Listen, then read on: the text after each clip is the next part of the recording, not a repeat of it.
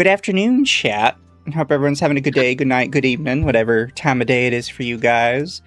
And as you can see on screen, we do have the legendary Michael Scott Earle today. Hello. Yay.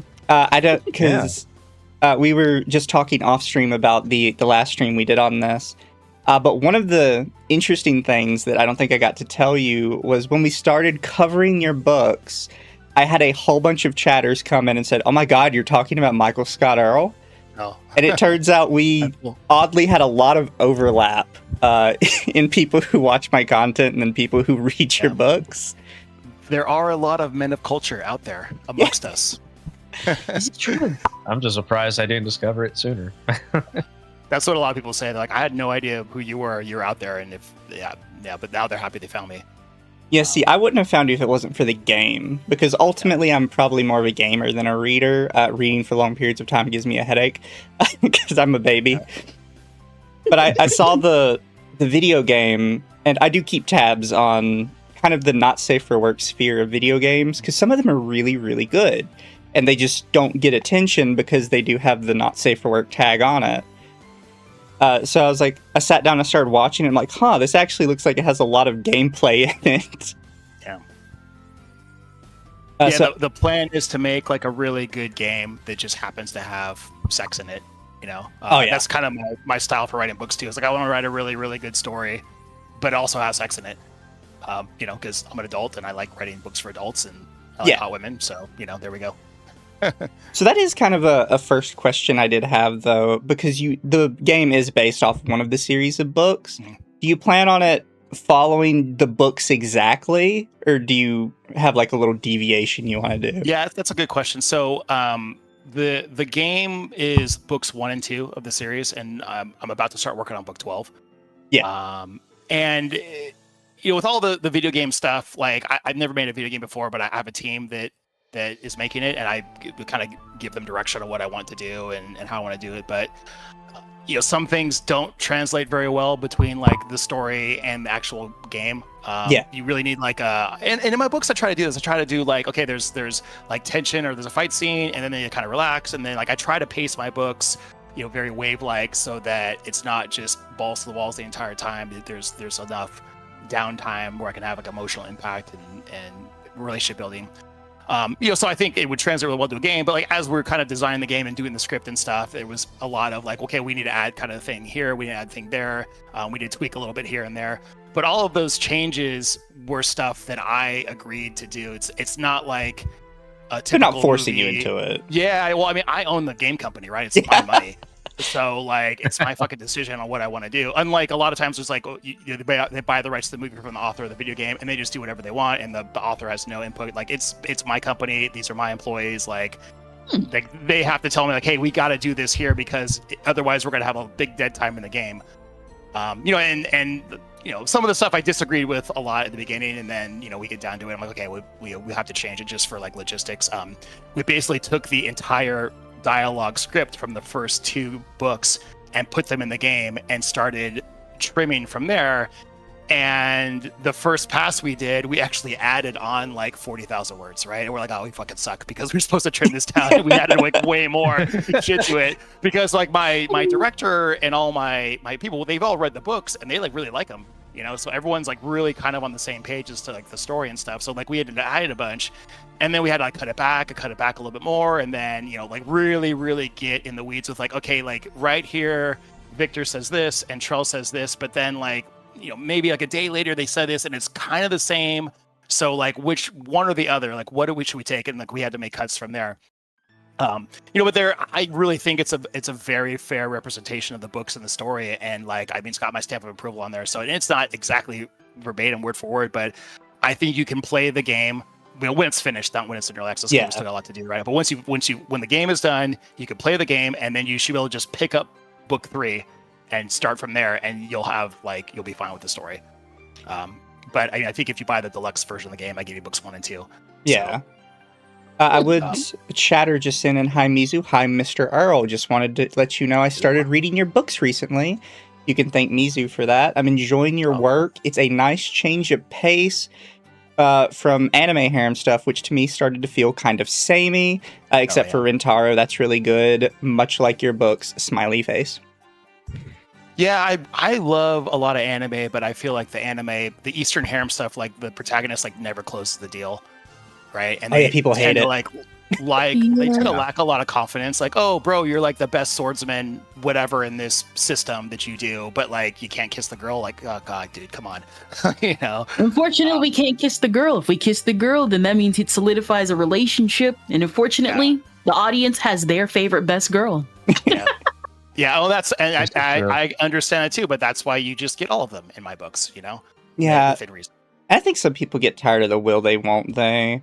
I can thank a creator called Digibro for putting me onto this one, but there was an anime called Chivalry of a Failed Knight. And it wasn't a harem, but at the end of the first season, main character and main girl agreed to get married. Like, they didn't drag it out for 20 seasons. Into the first season, they're like, we are a couple, this is going to be a thing. Yeah. And it's just very refreshing to be like, yes, that's cool. They're a thing. Yep. Yep. I remember, like, there's one of my favorite animes is Food Wars. Oh, God, it's so good. I really, really like that. And it felt like maybe it was kind of a bit of a harem, but it was obviously that, like, what's her name? The one daughter was, like, the favorite. Was Arena? Yeah, Arena, yeah. She was a great character, too. I thought she was really good. I thought all the side women characters were awesome too. I mean, it was kind of something, but I thought very much at the end, not the last season, but like the actual last season, I felt like it was set up really good and they were going to get together. And then they do this whole other add-on season at the end that I thought fucking completely ruined the entire series for me. And I quit it yeah, I feel that. It was so bad. It was so bad. Like, I was like, you took this like beautiful piece of art and you just fucking shit all over it just for an extra cash grab. Awful.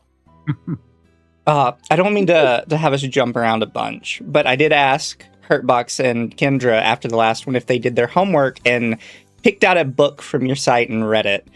I know I ended up picking out Hell High. I believe, Hurtbox, you said that you did Star Justice? Yes, I did. And then Kendra said it was Concrete Chaos, right? Yeah. So what did you two think? Was it Hurtbox? Would you want to go first?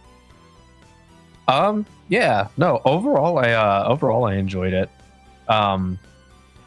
It has been about a month since I last read it because I had it on audiobook while I was in the middle of work and all that, and I did like the setup and the premise. A lot of it does feel like some familiar stuff like you've read and gone through some sci-fi stuff that I've also been through. Yeah. I did like the character. It's really inspired by like Firefly, if you've seen that show. And classic cyberpunk themes in there. Yeah, especially the whole slave collar and the that stuff. Like, I did enjoy it overall. I like the main character. I do like the idea of the whole experimentation and they turn into were-tigers. Yeah. And then Kendra, what did you think of Concrete Chaos? I liked it a lot more than I thought I would because it's like corny. Like, you're like, it's like 90s corny, but like the good type of 90s corny. Because like I already know what I'm going in. I know what I like going into it, and I know like the stuff with like the mom and like Jay is like cool. But I actually really like the stuff with Suzanne and her friends a lot. It's funny you pick that book because that's like my least, like, that series and Hell High and like the Rock God. Those are just like my worst selling series, and I would never tell anyone to start with those, but I could see why you would because it's like female protagonist, and where Hell High is pretty anime style. I make a lot of like calls to anime tropes and shit in that book, but yeah, I think it's interesting you guys picked those because I wouldn't have even put those on the list. I would be like, I'll read Destroyer or Star Justice or Tamer or Monster Empire, like some of my best sellers. Because in particular, like, I think a lot of it. I wrote my Destroyer books, and those did super, super good. And then I wrote my Rock God series. I wrote Concrete Chaos. I wrote Hell High, and like none of those books sold. I made like no money on them. And I started getting a little desperate because I was like, "What up, man? Like I've only got this one series that makes money, and like I'm like kind of a one-trick pony. Like, what am I gonna do? I don't want to go back to work at a corporate job. I want to like keep writing." But I noticed a lot of people that were buying Hell High were buying these other kind of books called Lit RPG, which were like literary role playing games, right? Like you add game stats to the book, and I was like, oh, cool, I can like do that. I love video games, and I can write a story. So I wrote Lion's Quest, and that story did like pretty good. It didn't make me a ton of money, but what it helped me do was I had a lot of like people that loved it, a lot of people that hated it, and the people that hated it, they had really good complaints, and I saw the complaints, and initially I was like, oh, fuck these guys, like, you know, like I'm writing the book I want to write, but then I like really like looked at their complaints, and I thought to myself, like, maybe they're right, like maybe I'm kind of like fucking up this stuff and how I write stories and stuff, and like I thought about what I had done in this story as far as character development and the way the story worked. And then I kind of hadn't done that with Lion's Quest or Hell High or Concrete Chaos. And I had done kind of like a more emotional story and less of like a self-insert, basically masturbating the reader. Yeah. So I was like, okay, well, let me quickly do like another book. Let me just do something outrageous. I'll do something with like a crazy ass were-tiger in space, vampires, like it's fucking crazy. So I just did Star Justice. I wrote Star Justice in like, I don't know, 3 or 4 days. And that came out. That's crazy. I had a bunch of other authors that were like, you have like a tiger on the cover with a shotgun. Like, that's not going to sell. Like, no one's going to read that book, bro. Like, it's the stupidest idea ever. And then it hit like, I don't know, 100 or something in the Amazon store. And every single review was like, this looked like the dumbest book I've ever read, but like, it's really, really great. And I had a great time reading it. I can't wait for the second one. And all I really did was just kind of think more along the lines of like, I really want my readers to have a good time when they're reading the book. I want them to like self-insert as a protagonist. I want them to agree with the decisions that the protagonist is making, and I want them to have a good time, right? And that's when I kind of had that epiphany of like, oh shit, like I'm not, you know, I'm entertaining people. This is a business. I have to make sure they're entertained. I have to make sure they have a good time. I have to make sure when they finish that book, they're like, oh, that was a good experience, and I want the next one from this author. And if I don't do that, I'm not going to have a career. And I kind of lost that after I wrote Destroyer, because Destroyer was this pure, unadulterated, you know, masturbating the reader, right? Like Kyer just kills everyone he doesn't like with no apologies, and he fucks every girl he wants to fuck with no apologies, right? And that's like 4 books of him just doing that. So, and then I didn't write any more books like that, right? Because I was like, oh, whatever, that was my thing that I did, and now I'm gonna write like artsy, emotional books. And yeah, I went back to that with all my other series, and that's I've had a really good career since then. Yeah. So for me, I had done Hell High, and I'll be honest, I like a lot of aspects of it. I hated the main character. Oh yeah, he's like a whiny little bitch. That's the whole time I'm like, oh my god, Sherman, shut the fuck up for 5 seconds. I have like a really nice like character arc in my head, but like it goes against my rules now of like I want them to self-insert as a protagonist and like agree with his decisions, but you don't really do that in Hell High. You have to read it like a comedy. You have to read it like, oh, look at this retard trying to do like stupid shit. Right. And then he's going to get better throughout the book. But like, I didn't start off with like, oh, I really understand this character. I get where he's coming from. I agree with the decisions he's making, because he's like, you know, he's like a wet noodle, you know? Yeah. There are a lot of parts I really enjoyed. I like that she keeps forgetting his name because it adds the intrigue of like, oh, like there actually is something around him that makes him specifically cause people to forget, not because like he's just forgettable.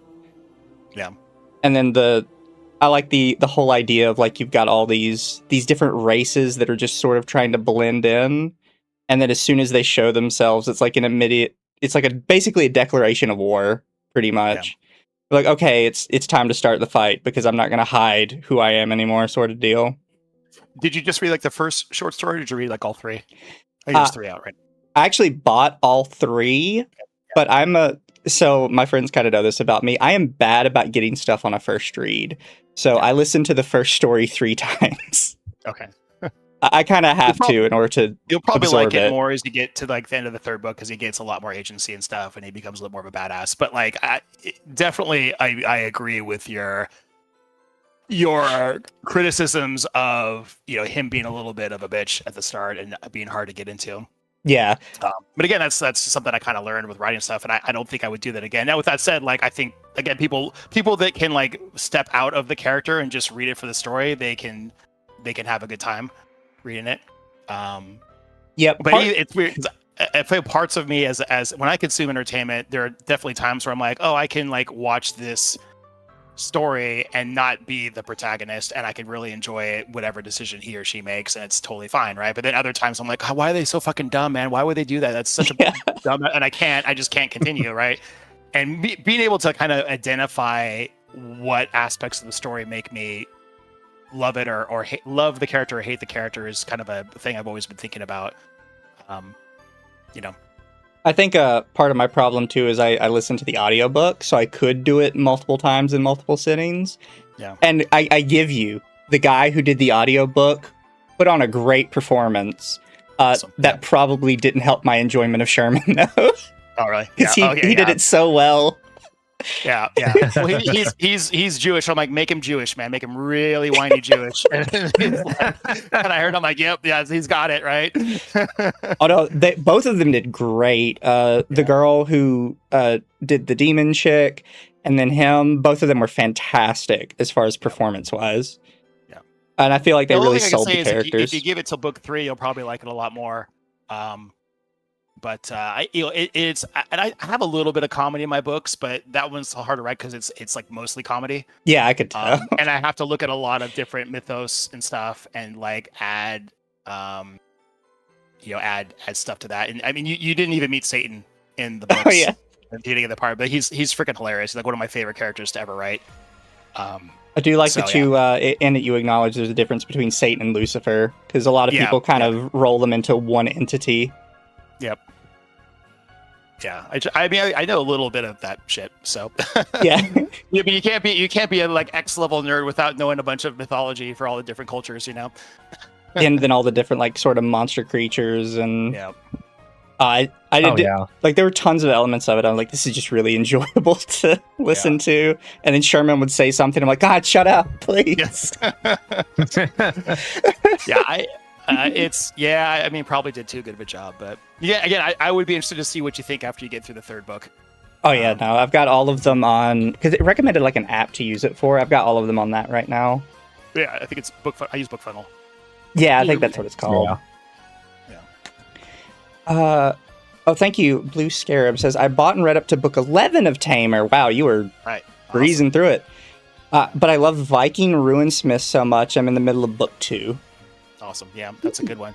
Speaking of mythos, man, like that, dude, the Viking stuff is fucking crazy, man. I've done, like, so much research on stuff, and part of me is like, I've read all this lore and mythos and research on stuff just to add a little tiny drop here or there of like it in the story that probably no one gives a fuck about. But like, just so you guys all know, like I do like a lot of back end work to like make, oh well, this character is named this, so maybe a reader somewhere will know that means this character, and that, you know, like little Easter egg there. But yeah, there's like Norse mythology is fucking crazy, dude. Oh yeah, so I might have to read it then, because Norse mythology was like my thing in high school, and like, oh god, I like one of my favorite bands still to this day is Amon Amarth, and they're a big Viking metal band, and like, yeah, so I might have to give that a read, because I do enjoy it when people actually do Norse mythology and they actually research it. Yeah, you'll like Viking. So then Star Justice also has a huge Norse arc in the second half of the book. It's like Space Vikings is like the main source of the story. So I think the story starts off like sci-fi Firefly, kind of like cyberpunk, and then book 6 it goes hardcore into Space Viking, and then kind of Empire domination and shit like that. So that's the kind of shit you dig. You'll like that series. I did want to ask, are there any particular main characters that you're like, I kind of feel like this guy's a little bit me? I try to like, not really. I try to add, like I think I mentioned earlier, like I just want to make sure that with the problems that the protagonist has and what seems like solutions, he's making like a logical decision that most people would agree with. Yeah. That's what I try to do. So like a lot of it is like my decision making process in like what I would do there. Like, I mean, you can't take that out of there. And so like you're always getting like the access to like how I think about shit and how I like solve problems. And I think with writing a story, like all it really is like presenting a very difficult, seemingly impossible challenge to the heroes, and then they have to solve it in like a clever way where the readers are delighted by that, and they feel like they're smart when they solve it. you know. Yeah. So that's like I try to do that every single book. I start with like, okay, what's the major issue in this book that like Victor is going to have to solve, like if we're talking about Tamer, right? Or Aaron and Viking Ridge Smith, like what's the major issue? He's like, what's his goal? What is it? And then like, what are all the crazy obstacles in front? So like, I'm kind of playing Dungeons and Dragons with myself, right? Like I'm the DM. Here's a bunch of shit you got to deal with. And then I get up and I walk to the other side of the table and I sit down and I'm like, oh my God, like how do I deal with this? How do I fix this, right? And then I try to work my way through it. And I try really, really hard not to nerf the problem that I originally come up with. I come up with like something that's really, really fucking challenging, and I can't seem to solve the problem myself. Like that's the only time I'll ever get like a writer's block. I was like, oh man, this seems like really difficult. And normally at that point, I'll call my editor. I have 2 different editors, but I'll call them up and I'll be like, hey, here's the scene that I've got, and this is what I'm working with, and I'll just fucking spit at them, you know, for like 30 minutes. And normally by the time I finish talking to them, they haven't said shit. And I'm like, oh, I figured out how to do it. And then I hang out with them. No, right. And they're like, you just need to talk yourself through it. They're just like a sounding board, right? And a lot of times, like, again, it's very rare that I get writer's block. A lot of times I'll be like, well, what do I not want to have happen in the story? And like, I'll list those out. I'm like, well, I don't want this to happen. I don't want this to happen. I don't want this to happen. And that kind of starts to eliminate where the story could go. And then I started focusing on like, okay, what's the aspect? That's probably a good way to do it too. Because it also gives you all the wrong ways I could do this, so you can try and avoid traps or pitfalls. Yeah, and I'm just trying to think about like what's a good, you know, what would my customers want to have happen, right? And it sounds so like, well, you're just like jerking off your readers, or just like, you know, pandering to your readers. But like, I mean, any kind of business that you have. A lot of people like to write the book that they want to write, right? And for me, that was Destroyer. Like I wanted to write Destroyer, right? Like I read Name of the Wind by Pat Rothfuss, and I was like so upset because the character was a liar and he was a bitch, and he just kept saying these things and said he wanted to do these things, and like there was no evidence of anything badass or awesome happening in any of these books. He was just a giant fucking blowhard. Right, so I finished the book, and you can say whatever about Pat's writing. Like I thought his prose was totally fine, and you know, like I think now everyone hates him because he's just, you know, they've kind of come to the conclusion he's a liar. But like, you know, when I read that book, I was like, well, this guy can obviously write good, but like, I don't like this main character. He was just full of shit the whole book, and nothing really exciting happened, and nothing good, and nothing that was him doing things or executing his plan happened. So like, I'm gonna write a story where the character is totally badass and he does whatever the fuck he wants to do and he just wins, right? And I wrote that, and that was the book I wanted to write, and somehow, some way I got lucky and it made a bunch of money, right? Yeah. But now I try to do that on purpose, you know, like, because I wasn't doing it on purpose. I was just like jerking myself off, right? When I'm sitting there writing every night on my keyboard, right? And I was like, oh, this is super fun. Oh, this is awesome. Oh, this is cool. Oh, there's some drama here, right? I was just like, by the seat of my pants, just having a good time because it was like the story I wanted, right? And I like a lot of writers go into it like, I'm gonna write the story I want to write, yay! And I'm like, well, but like maybe other people will like that, but like if you're not kind of thinking about, is anyone ever gonna buy this? You're not gonna make money, and that's totally fine. I have a lot of people that approach me like, hey, Michael Scott, I'm working on this book, and I'm doing these things. What do you think in the story? And I say like, well, are you just having fun writing, or do you want to make money at it? And like I don't know, 95% of the time, they're just like, oh, I just want to have fun writing. I'm like, okay, then who fucking cares? Just write whatever you want to fucking write and put it out there, and maybe you get someone pat you on the head, right? It doesn't matter. You're just writing for your own and personal enjoyment. But as soon as they say like, I want to make money at this, I'm like, okay, now let me talk to you about what's wrong with your story, right? And how you're going to piss your readers off doing things here and here and there. An example of this is like, this guy sent me his book, first chapter. He begged me to read. I read it, and like the protagonist gets a paper cut in his hand, like the first freaking paragraph, and the entire chapter, every other paragraph is him complaining about the paper cut he got in his hand and how much it hurt him. Right? And I was like, dude, what the fuck are you doing, man? Like, no one wants to read about your fucking paper cut. And he was like, well, I actually got a paper cut that morning. And that's what I was writing that first chapter. I'm like, yeah, no one fucking cares, dude. Like, everyone's got a shitty boss. Everyone has a shitty job. Everyone has the freaking bills to worry about. Everyone gets paper cuts. Everyone stubs their toe. They are escaping reality by reading your book. They don't want to hear about that shit. Fucking take it out, right? He didn't take it out. Book didn't sell. Whatever. That's the point. Is like, yeah. I want people to escape into my books and have a really good time, right? And that means I gotta like not have bullshit like that. That doesn't drive the story forward, right? Yeah, no, I get that. And I didn't actually think about that at all when I was writing the story. I was just writing my own thing, and I happened to hit all the nails on the head by random chance. And then I wrote a bunch of other books that I wasn't thinking about that. And then when I wrote Lion's Quest, I made like so many good decisions and then so many bad decisions, and I got called out on the bad decisions so violently by the readers that I was like, oh, hold on here. And then I kind of just had the epiphany. I'm like, oh, they don't fucking like this because I'm being a shithead when I write. And a good example of this is so in the story, the main protagonist, Leo, he's like the world's best gamer in this virtual reality thing. He's like the world champion. He's been the world champion for 10 years. He's super badass. I based a little bit off boxing, so there's like some boxing analogies in there. But he's like the champ, right? And this is like the most impressive, video game ever, right?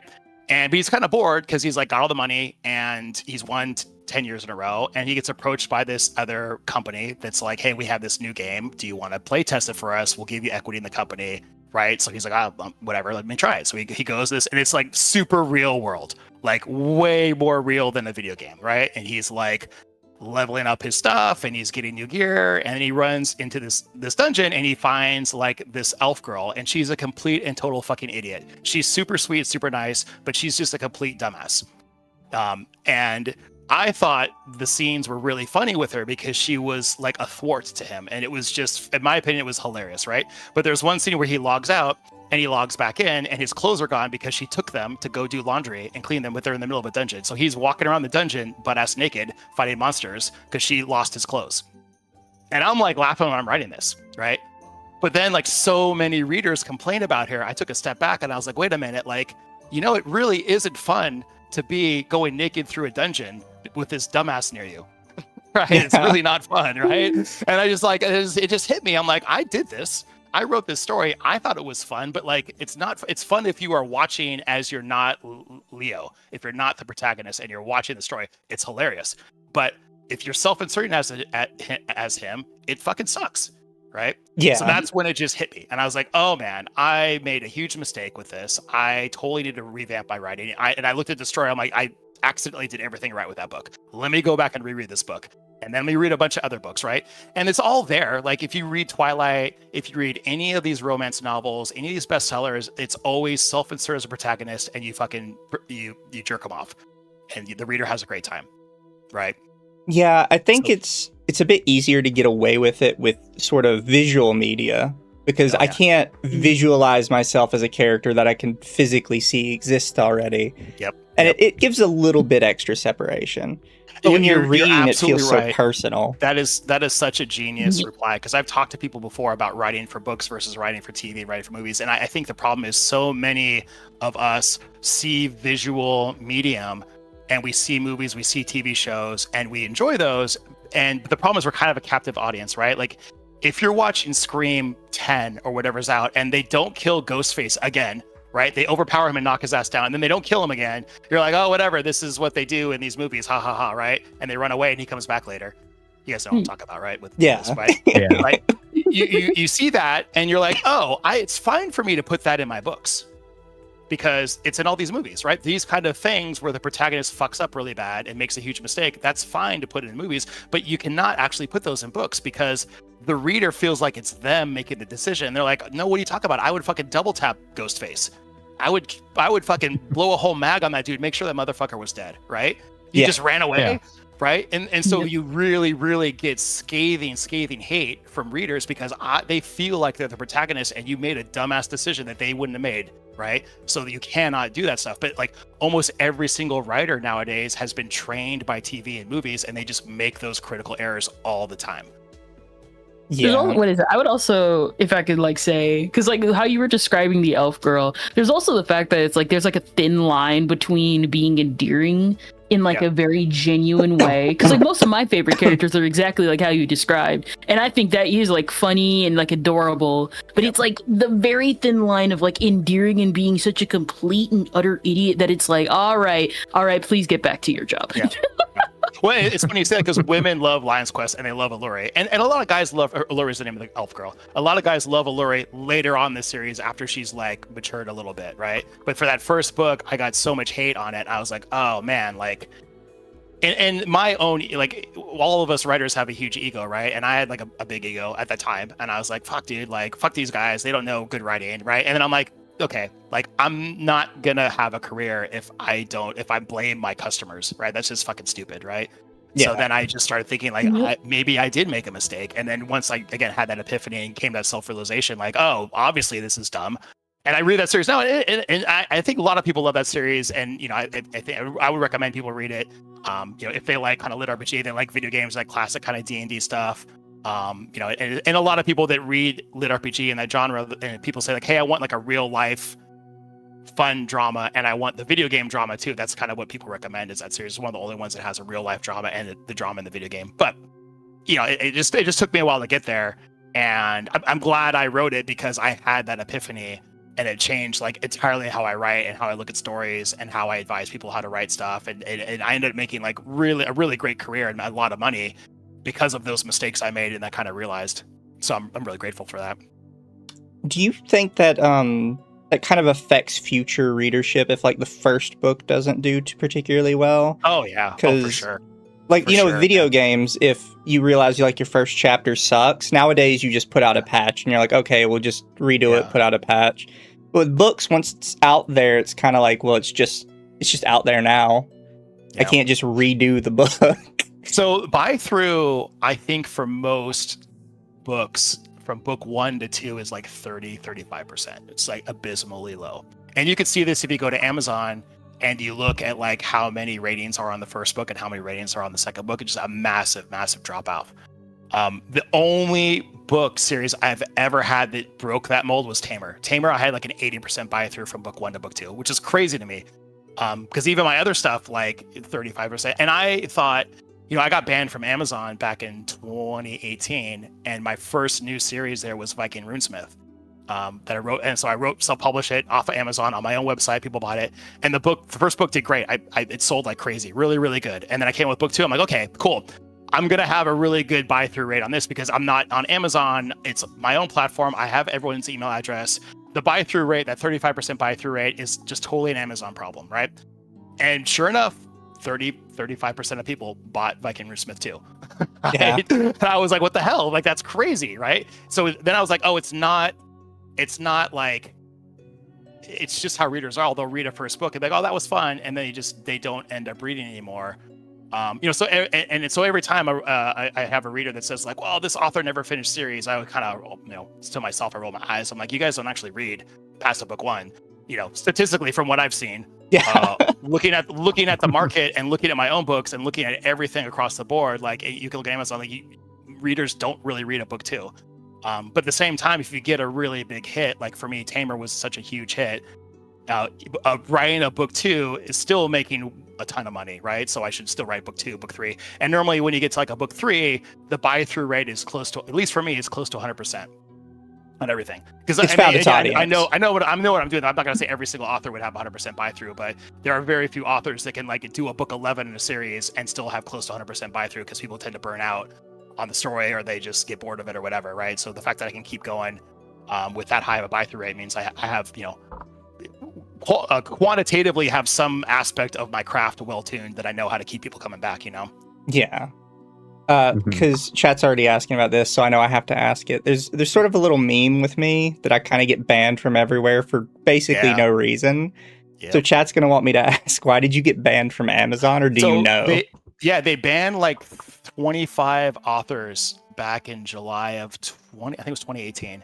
And they didn't tell us why. They said like you were cheating on our platform, right? So and most of them were romance authors. So I talked to them, and a lot of them were actually cheating. What they did is there's a thing called Kindle Unlimited, where you get paid on page reads. So basically, like you pay like $12 a month, you have unlimited reading. You get they count your pages, and they put all those pages in a pool, and they divide the money between all the authors based on how many pages you've got read, right? And what these authors would do was you'd finish the book, you get to the end of the book, and then they would have a link at the back like, hey, click here for as the first chapter of the next book. and that would forward you to a point in the document further at the end, and in between those documents they would add first chapters of all their other books in their series, and they would get this gap of page reads. They would get that. That's So wild. they were playing this. Oh wow. Right. I wasn't doing that, but what I was doing was I was one of 4 authors in my genre, and I was coming out with a book every 10 days because I was writing like fucking crazy. I don't know if you see my keyboard back there. Oh But I have yeah. a really special keyboard Hmm. that, let me see, pull it up to my camera here. That's what my keyboard looks like. Oh, you got one of those. Oh, okay. Yeah, One of those. it has Yeah. this advantage, yeah. Now I'm not The gonna- diagonal keys. Yeah. I don't know. I gotta adjust probably your screen or something. So I was writing like 15,000 words a day. And my books were coming out. They were hitting like 10 in the store on Amazon, right? So like the last paycheck they gave me was for 600 grand for a month. Like it was just printing money. Because there was no competition, and I was the only guy writing these books. Yeah. And I was writing fast, and I had really good covers. I had like great artists. I had great typography. I had a system set up. I would write a book. I'd write a chapter. My editor would edit right after me, and then the next chapter after I'd have a chunk of 4, and those I could pass the proofreaders in sections through Google Docs, and I just had a fucking funnel going.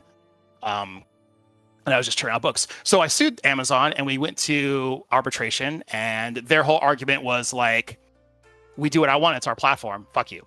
Right. Yeah. And my whole thing was like, well, I mean, come on. Like, what did I do wrong? Like, tell me what I did wrong. Because I was making tons of money for myself, tons of money for you guys. So we're best-selling author.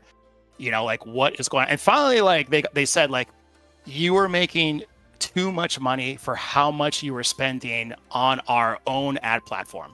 So Amazon has this thing called Amazon Marketing Service, AMS. Yeah. If you guys have done any research on AMS, it's how Amazon makes most of its money now. They Yeah. don't make money on selling shit. They make money on people paying to be seen so that they can sell shit, right?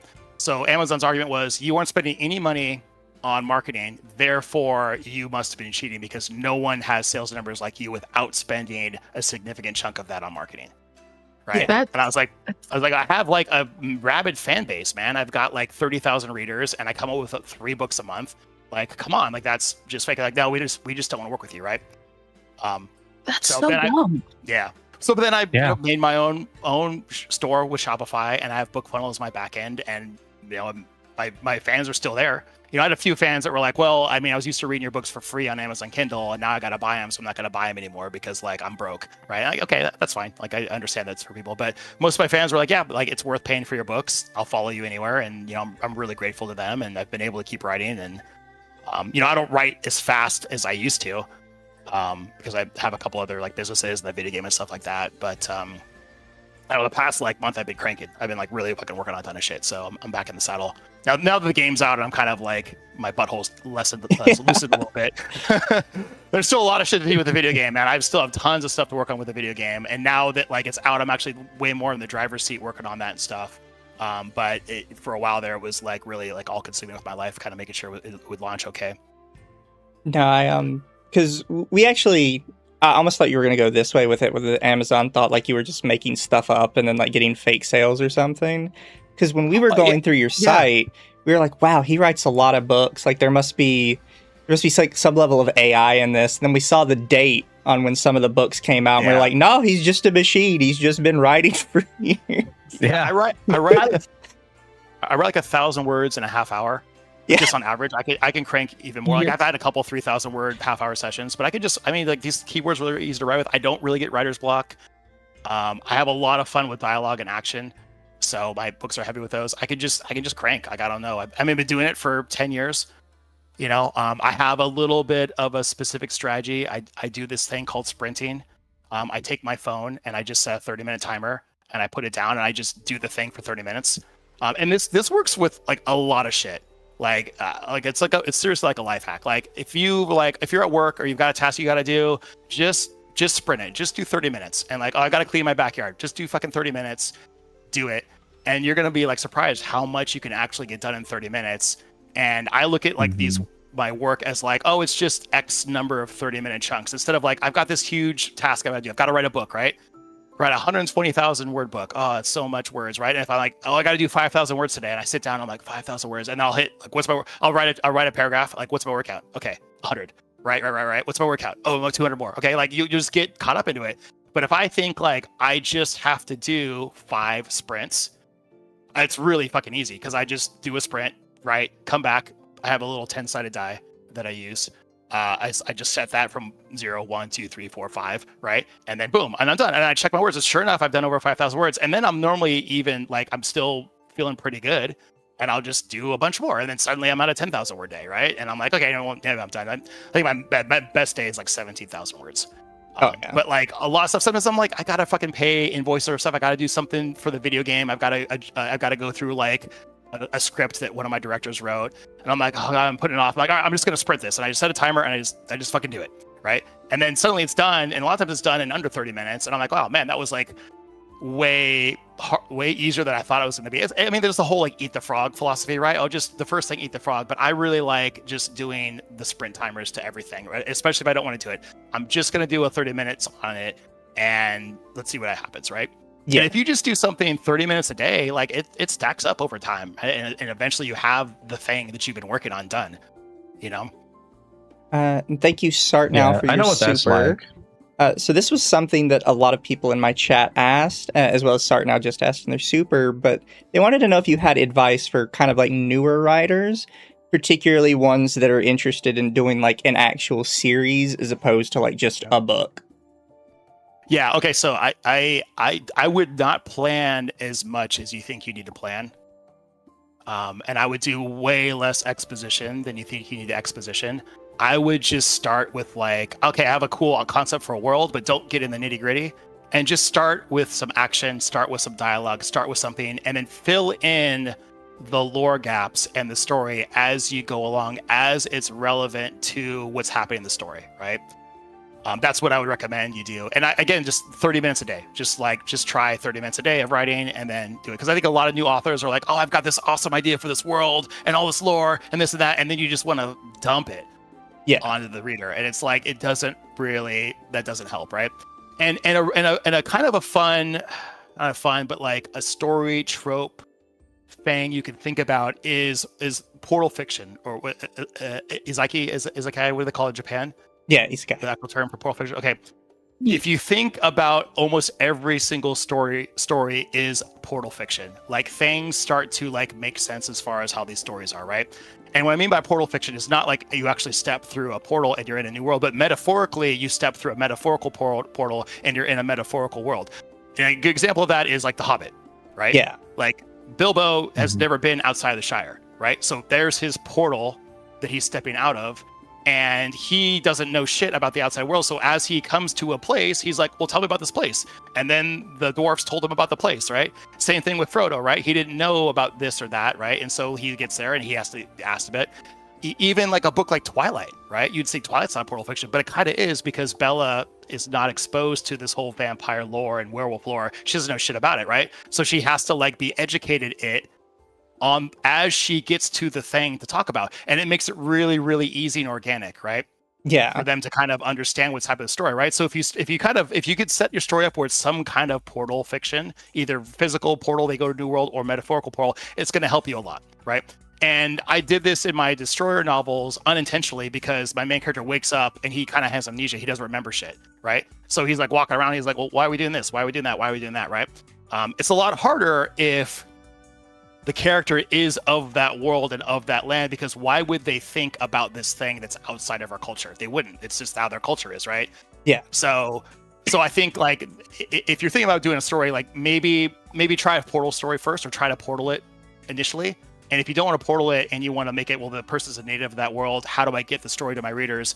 Then you should think about, okay, how do I like take the eyedropper and slowly eyedrop them the content and the lore and stuff, so that they get it in a more organic feeling way that doesn't alienate them. Because it's like nothing's worse than reading a new book and they spend like the first 2 chapters fucking similar than you, right, with all the lore and stuff, and no one cares, right? Start with some action, start with some tension, start with some dialogue, go from there. And as they need to know something about the story, then you kind of do that, right? I have this book I'm working on. It's been but I have this drow story, and it's been, I wrote the first 4 chapters on my Facebook page, and every single day I have like 20 people that are like, I want the drow book. I've been sitting on it for like 6 years. It's been forever, right? I put the 4 books out, but the problem with it was he is a drow in the drow world, and how am I going to communicate what he's doing to the readers who haven't read R.A. Salvador and all that shit, right? So what I did was he's actually explaining things to someone else as he's walking with her somewhere, or he's journeying with her, right? And that, I'm like, oh, there's my portal metaphorical function. He's explaining to this human woman how drow culture and drow city life works. That's the portal I give my fiction, the lens they can look through, right? So think about that when you're kind of crafting your story, is like, how do I do that so it's really easy for me to kind of organically tell the backstory of the world, right? Yeah. But also, like, I don't really, sometimes I just do a story. I'm like, I don't think about the next book. I think I want to write a series, but let me just get through book 1 and give you guys all you need to do to kind of figure out through book 1 as you need it, and not lay too much groundwork in the future, because it's just too much, right? So kind of expanding on that, another question a couple people asked, because I did ask in my Discord, hey, do you guys have any questions for this? Do you have any specific advice on publishing itself? Yeah, I think Amazon's like a really good way to go. They just kind of let you put it out there. Yeah. So here is interesting kind of thing. So when I started writing Destroyer in like 2014, I think, or 2011, somewhere on there, I started writing it, and I wrote Destroyer, the first book, and I gave it to my wife to read and a couple of my friends, and they were like, wow, this is like really good. How did you learn how to write? You're like, I was like a sales guy, a sales consultant at this company. And I was traveling around a lot, and that's why I was able to kind of write so much, because I was always in a hotel. And I was like, oh, I just played Dungeons and Dragons. I read a lot when I was growing up. I was a nerd. But I wrote the first book, and I'm like, well, a lot of authors write a first book and they don't ever write a second book in the series. So like, I'm gonna write the second book because publishers then will like be more excited about me, right? And then I'm like, well, I'm playing the 4-book arc for this first part of the story, so let me write book 3 and 4. And I have a bunch of time jumps in the story and unreliable narrators. So I'm like, I want to make sure everything's kind of buttoned up as I finish the 4 books, right? But halfway through my second book, I started to realize, like, no publisher is going to want to buy this. There's like way too much sex. There's way too much violence. And it's like a dude's point of view. And he's like really fucking violent. I'm like, no, publishers are only putting out books for women now. Like, no one is putting out books for dudes. Right. Yeah. So I'm like, maybe I'm kind of wasting. And I wanted like a really badass cover with like a badass dude in like skull armor with like a badass mace. Like, I wanted fucking like, hell yeah. Right. Like, when people look at the cover, right? So I'm like, and I'm like, there's no way a publisher's going to do that. Right. Even if they buy it off me, I'm going to get maybe like, like $5,000 advance. Right. They're going to put a shit cover on it. I'm going to get some dumbass editor from New York telling me how to write my story. Right. I just started to get disenamored with it. And then I kind of found out about Kindle Direct Publishing. And here was all these group of authors that were like putting their books out. And like they had, they most of them had questionable covers, most of them had questionable editing, but they were like making money doing it. And so I started looking into it. I'm like, man, maybe this will actually work. So I hired my own artist to do the cover. I had a lifelong friend of mine that was a graphic artist, and he did typography, and he did like an awesome job on the typography. And I had the cover. I had my wife edit the book, and then I used like the software called Pro Writing Aid to edit it. It's not, I mean, it's all AI now, but at that point they would like look at like, hey, you said this word too many times, or this like, again, it was like 2014, 15. And then another thing I did was I listened to the computer read it back to me. And that is a huge editing pass. If anyone's looking to write or getting to writing, have something read it out loud back to you, because then you can use your ear to hear when sentences are really weird, or you can use your ear to hear when it doesn't make sense. So that helped my writing a ton, because there'd be like a sentence I would write and I would hear it. I'm like, well, that's fucking weird. Like, why did I write it like that? And then I would look at it and I'd rewrite it, and then I'd have it read it back to me. Like, okay, that sounds a little better. And then I would rewrite it, and then it would read back to me. I'm like, oh, okay, that's how I want it to sound. It sounds like conversational. So I did all the editing pass, and then I put Destroyer Book 1 out. I put Destroyer Book 2 out, and that like week I made more money than the first month, than a month of working at my corporate job, right? And I was like, oh, this is amazing. This like really, really freaking worked, right? And at that time in this industry, it was like the Wild West. There's all these indie authors being like, self-publish, put your thing out, do your own thing, get your own cover, get your own editor, you can do it, yay, right? It was like a really great time to be in industry. Now I look at everything and it's completely and totally reverted back to you better find a small indie publisher that's going to do your cover, that's going to do your editing, that's going to put your book out, that's going to market it, because you definitely can't do this yourself. You for sure cannot do this yourself. You need an indie publisher to put it out. And I'm like scratching my head because I'm like, fuck, dude, it's like even easier now to get your book edited. It's even easier now to get a cover artist. It's even easier now to get typography on it, right? Like, why would you ever need an editor to do it? But or would you need a publishing house? But that's totally how the industry is moving now, where it's like it's almost frowned upon for you to like actually put it out yourself. You should find some sort of small indie publishing group to do it, right? But personally, I've always been the kind of guy to do it myself. So I was like, I think, you know, if you have a good story and you have enough money to get like a good artist and get typography, you should just put it out there and see what you do. But again, it's like all this stuff costs money, right? There's always this barrier to entry, which I think is why, you know, so many people are using AI for covers now. And you know, on one hand, like I don't think AI is good for doing covers or not, but I get it. You know, like my group of artists that I use and my typographer, I've curated over 10 years. Right, I have like 8 artists I can reach out to, and they can boom make me a cover that's really, really good. I have a typographer, I can get a cover that's really good. But if I didn't have that, I can go to AI and be like, hey, make me this cover, do my typography, and boom, there it is. I get it, right? So I can understand why it's so compelling. But that just proves my point. Also, that like it's easier to do it now yourself than to like go to another company, right? Oh yeah. So we have access to a lot these days. So I think if you're just starting Very similar out, in the music industry too. Yeah, sure. I think if you're just starting out and you've got some text written, I think you should try to find some friends to read it. And what you're looking for is anyone that wants to pay you for the next part, right? Like I remember I had a buddy of mine, I gave him the first book of Destroyer, and he was like, this was so good, I want the second book. I'm like, well, I'm working on the editing stuff right now. And he pulled $20 out of his pocket. He's like, I will give you this $20. Can you give me the book right now? And I was like, oh, I think I got something, right? I think I got something, right? And I took his $20. Well, you know, $20 is $20. And I emailed him the Word document, and he like the next day he finished it. It was like, this is so fucking awesome. When's book 3? And I'm like, I haven't even started book 3. He's like, okay, let me know, right? But like that's when I knew, like, if everyone had been like, oh, this book is great, this book is awesome, I freaking love it. But like someone pulled money out of their pocket and gave it to me right then and there. Okay, I'm like, I got something, I think, right? I'm not saying you need to have that, but you should be able to give your book to someone and be like, yeah, I really liked it. Who's not gonna like, you know, suck your dick, right? Not gonna blow smoke up your ass. Like you want to find someone that's gonna be a little critical of you. I would start there and from there kind of work on your craft to do it. What I would not do is put it on some of these shareable fanfic sites or just free sites. Like there's one called Railroad Publishing, Railroad Legends, right?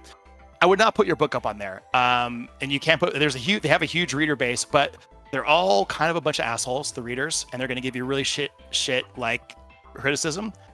And there's a high probability they're going to steal your book or what you've written, plug it into AI, have it finish the book, and then they're going to put it up on Amazon. And then if you ever go to put your book up on Amazon, Amazon will stop you and say you're violating their copyright. So I would 100% not share that with any sort of those sites. I would just find friends or find casual acquaintances, ask them to read the book and give me feedback, right? I would not put it anywhere publicly. And that used to not be an issue. Like back again when I first started, like Railroad Legends was a cool place to put your book up to get, you know, like I said, super critical feedback, but just also kind of a marketing tool. But now I know too many authors that have put their shit up there and they've gotten their stuff stolen. And you could say like, well, it's illegal for them to steal the stuff because it's my copyright, I own it. But like, dude, you're dealing with someone in the Philippines that doesn't give a fuck. They just want to make $10. Yeah. You know? And like going to court's it's a process. But yeah, you can't sue them. You know, you just can't. Yeah, you can't do anything. impossible. That, right? Yeah, like you really want to be the first person to put your thing up on Amazon because you don't have to fight that battle with Amazon or with them. You just don't. Yeah, I would just kind of a side question, I guess, because you said you work with you've got like a collection of graphic artists you work with. One of our favorites, because we did go through the merch side of the site. It's a T-Rex with a Christmas hat. It's just saying Christmas on it. That one, we all got a great laugh out of that one. That was probably our favorite piece. And a lot of us were like, if it came in is like a specific print size, like I'd probably frame it and just have it permanently like in my house. I'll talk to the guys to put a print up for it. That's cool. We've got a couple Christmas things and I always think they're a blast. But the merchandise doesn't sell that much. I mean, occasional, like we'll get stuff, but I think as the video game kind of takes off, we'll get a little more merch sales with it. I definitely think one thing you could look into for if you are looking for more merch stuff is acrylics of like the girls. Okay. Most- Yeah, I've heard that a bunch. Yeah, because mostly that's how. Because I'm specifically in VTubing. Me and my friends are in VTubing, and that's where a lot of VTubers ended up getting their first merch. Is like little acrylic standees of their character. Because Yeah. people love the acrylic standees these days. Okay. Yeah, I looked Definitely, into I that. do go to cons and I see that, especially in the artist alleys. It's funny. I was talking to Rob, my marketing guy, and like, hey, we should do like some standing little figurines of the girls in the video game. And then within 5 minutes, my Facebook was lit up with companies that do it. And I'm like, everyone's spying on me. And probably now, like we're talking about this, I bet my phone's gonna have like a whole bunch of like acrylic shit on it now. Oh no, I get Oh, I that. definitely listen to you. I bought a What I'm looking printer for, so like okay, 2 I'll months take ago. it. I bought a printer 2 months ago, and then Amazon's like, "Hey, do you want a pallet of 200,000 sheets of paper?" And I'm like, "No." It's I nice to love know that you know that I bought a printer not from your site, and you want to give me a bunch of paper. That's cool. Well, because when I was Yeah. looking through the merch, some of the stuff that was like the little chibi characters, I was like, I kind of want some of these. Yeah, those are cute. Mm-hmm. But I that's mostly like the can. Oh, sorry. I was just gonna say that's just like mostly what I like the most. Although we did really like your Lion's Quest nest boxes, the stickers. Oh yeah, Those just looked really cool. Yeah. I mostly like the canvas prints of everything because like they just look really cool, just like clean and cool and stuff. Yeah, I think we sell the most. We've got like a little tamer. It's up in this corner if you can see it. Like the girl shot tamer one. You can see that. Yeah. Bring it up there. Mm-hmm.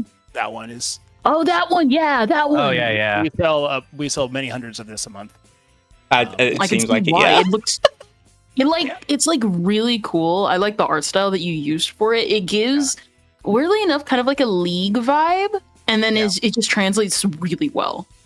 Yeah, my artist I use for that is his name's Bagumi, and he does all of my erotic, not all of it, but like a huge chunk of my erotic stuff. He did all the concept art for the Tamer video game, and he did that poster and stuff. And he's dynamite. He's super super good. And he's done a lot of work for Riot.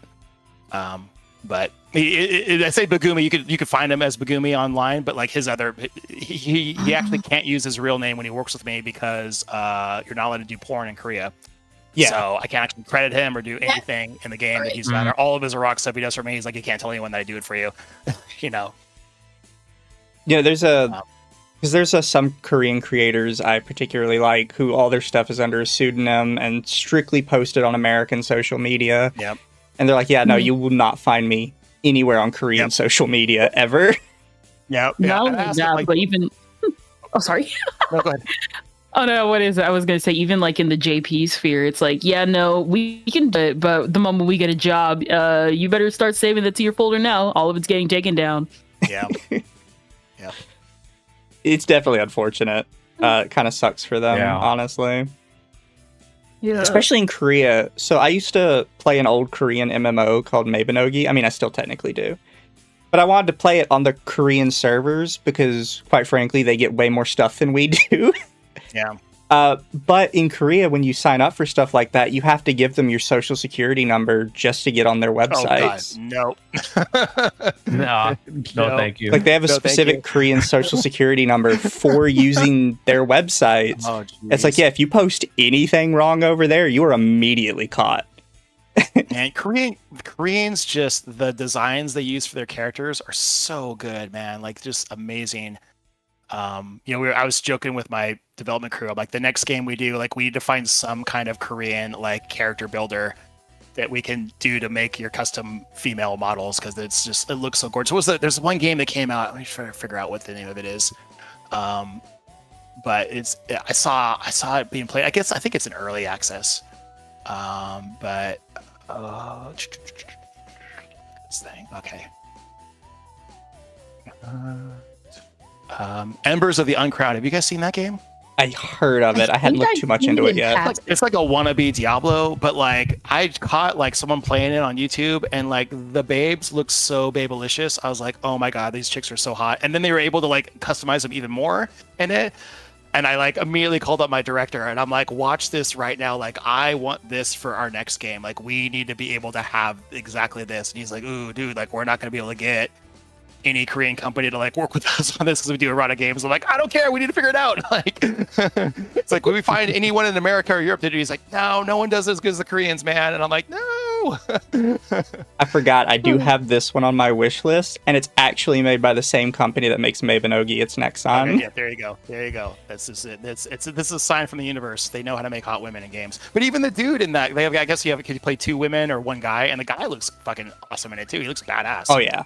You know, Nexon's been good with that. I don't know how much you've heard of them before, because a lot of people in the West haven't heard of them too much, because they don't. I've never heard of them before this. Yeah, they don't let their Western California-based company do much. Wow. We as fans of Nexon have always been kind of dry on that front. But in Korea, they even publish Steam games, because in order to publish in Korea, you have to have a Korean-based company.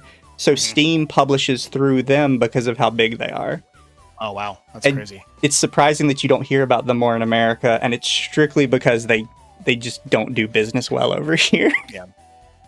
But they've always done like really good. Like I remember back in the day, I played Lineage 2 when it was an early. That's how old I am, right? I was playing Lineage 2 in early alpha.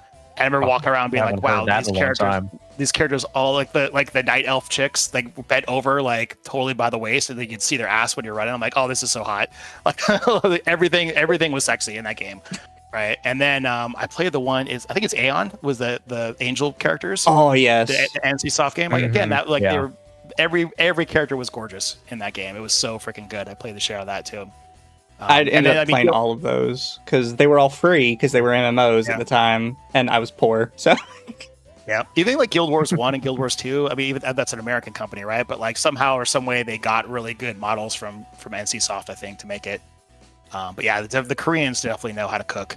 Oh yeah, with sexy characters. So chat wants to know if Stellar Blade ever came across your desk. Oh yeah, totally. I haven't played it. I've played it, but of course, like I mean, anytime I'm scrolling through Facebook and I see a Stellar Blade like thing, I just totally pause and I'm like, "Yep, that's my jam right there." You know. But yeah, Stellar Blade was great. Totally, yeah, personally, our models for Tamer, like it was really really hard to get concept artists to do their concept. Like we had our Korean guy do the 2D sketches and art for it, but then actually getting like the physical models made, translated to 3D. Oh, it was so hard because we couldn't hire a Korean. Like they just would not do it, right? So we had I forget who we ended up using, but I think someone in Russia. But like it was like 30-40 people we had to interview. But and kind of like the way the luck worked was when we were working on that, the video game industry was in such a huge like influx of cash, right? Studios were being bought, everyone was making money, all this stuff was happening, and then within the last year, right, everything's cratered.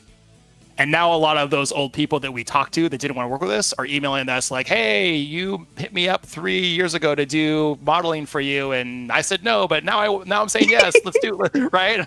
We're like, man. I probably would have saved half as much money if I'd started now versus 3 years ago, just because of the way the industry was, right? But then I wouldn't have the game out; it wouldn't be done, right? But definitely like a wrong time to be working on the game because we just, especially like an adult game, it's so hard to get anyone to work on it. They just don't want to. But now everyone's so hard up for cash and no one's making money in the industry that we're getting people that are like, I don't really want to work on an adult game, but like I need a paycheck, so yeah, I'll work on it. But it is unfortunate because like a lot of people do see adult games as like a lower form of entertainment for some reason, but because I've always been like very much on the forefront of kind of advocating for some of them. Like there's one you can find on Steam called Scarlet Maiden, which is more of a roguelike and genuinely fantastic pixel art. Most people kind of skip on it just because it is not safe for work, but it's a really fun like actual roguelike game. Oh, this looks cool. Yeah, and there's another company called Libra Hearts, which does a Succubus series, which again, all not safe for work games, but all of them are really good renditions on like old NES titles, like old Legend of Zelda. I think the first one I ever played, people said it was based off a game called like Wizard's Tower or something, but I never actually played that one, so. Oh, this game looks fun. Okay, cool. Yeah, they're all like really, really well made. And then, you show it to people, it's like, oh, well, it's not safe for work. Yeah, but it's really good. Well, I'm going to buy it because you just recommended it and it looks cool. Oh yeah, they're great. And there's the spanking scene where she's like spanking harder on. The spanking. They got some culture going on here. This is awesome. Love it. And it's just, I feel like very unfortunate that a lot of these companies don't really get the respect kind of they deserve, because it's like everybody likes sex. They all, and then for some reason when we put it in a game, suddenly it's like, oh no, we don't like it that much. What do you mean you don't like it that much? Yeah, Right? It's never made sense. Yeah, it's strange because like I think there's like my wife has often kind of said to me like, hey, can't you just write like books without sex in them? Right? Because like, you know, she's like, I have friends and I have to tell them you write sexy books. Like, well, I mean, one, it's weird being a man in this industry writing these kind of books, because if I was a woman writing romance books for women, no one would, I don't think anyone would bat an eyelash, right? They would just be like, oh, she's writing smut for women. Like, and that's seems to be more respectful or respectable than what I do is write these books for guys, right? And I don't know why that is, but I mean, I was at Denver with this writing panel, and the title of the panel was Writing Strong Women in Harem Books, right? And I was on the panel, and it was like one of the last panels of the show, and I walk into the room, and it is packed full. And I'm like, oh, this is packed. That's interesting. None of my other panels have been packed. And then I realized it was 80% women, and I was like, oh no, I am in danger. This is bad news. This is very bad news. Uh-oh. Right? Like, we're about to... And then I sat on the panel, and I looked, and it was me and 3 other dudes. And I'm like, oh, no, someone has made a very bad mistake, because there's 4 guys sitting up here talking about writing powerful women in harem, and the audience is all women. We are about to get fucked, right? And there were a lot of angry people being like, you know, basically saying, like, you guys, whatever. Yeah, so... and comments made were like, you guys need to make sure you have women's editors, and you need to make sure that you have women test readers, and you need to make sure that you're writing, you know, and you're thinking about women reading your books. And I took my lashings, right? And I didn't say much, but in the back of my mind, I'm thinking like, you know, if I had gone to like a woman's writing convention and I'd walked into like a reverse harem, you know, writing panel, which reverse harem is huge, way bigger than the stuff I write. If I walk into a reverse harem panel and I had stood up and wagged my finger at those women and been like, you need to get a male editor, and you need to make sure that you have men reading your books, or else you're not going to be able to write men correctly, they would drive me out of that room with pitchforks. Yeah. Right? They would probably murder me in the hall, right? So like, it's not really fair, right? Like the way that these kind of industries are, like, reading's been long dominated by women, and these are women tropes, and this is kind of like a woman's space. And here I am, you know, and I have plenty of women readers, but like I am like out here is like, hey, like, it's great if you're a woman, you love my books, you read my books, awesome, great, but I have to target my audience, and my audience is dudes who like women, right? And women adventure, like that's my audience. And I even got asked in that panel, like, why don't you write any trans women in your books? Like, why don't you write any men in the harem? And I'm like, well, I sidestepped the question, right? But I'm thinking to myself, like, I don't fucking walk into a Taco Bell and ask them why they're not making hamburgers. Yeah. You know, like, it's not like, you know, like, that's not my. Like, I'm not going to write what I don't know. Yeah. Like, right? Well, I mean, you write what you don't know all the time as an author. You got to figure that shit out. But like, my audience doesn't want that, right? Like, my dudes and men nowadays are being forced fed this stuff, and they don't agree with it. They don't want it. And every single place they look, they're getting this stuff crammed down their throat, right? They're sick of it, right? And I'm sick of it. And I don't want to, you know, I don't want it in the stuff, right? And that doesn't mean I hate those people. That doesn't mean I don't approve of those people or anything. I just like, no, my business is this for these customers. And just because I'm not stepping out of that doesn't mean I don't care, right? Like, I need to focus on the thing I do, right? Yeah.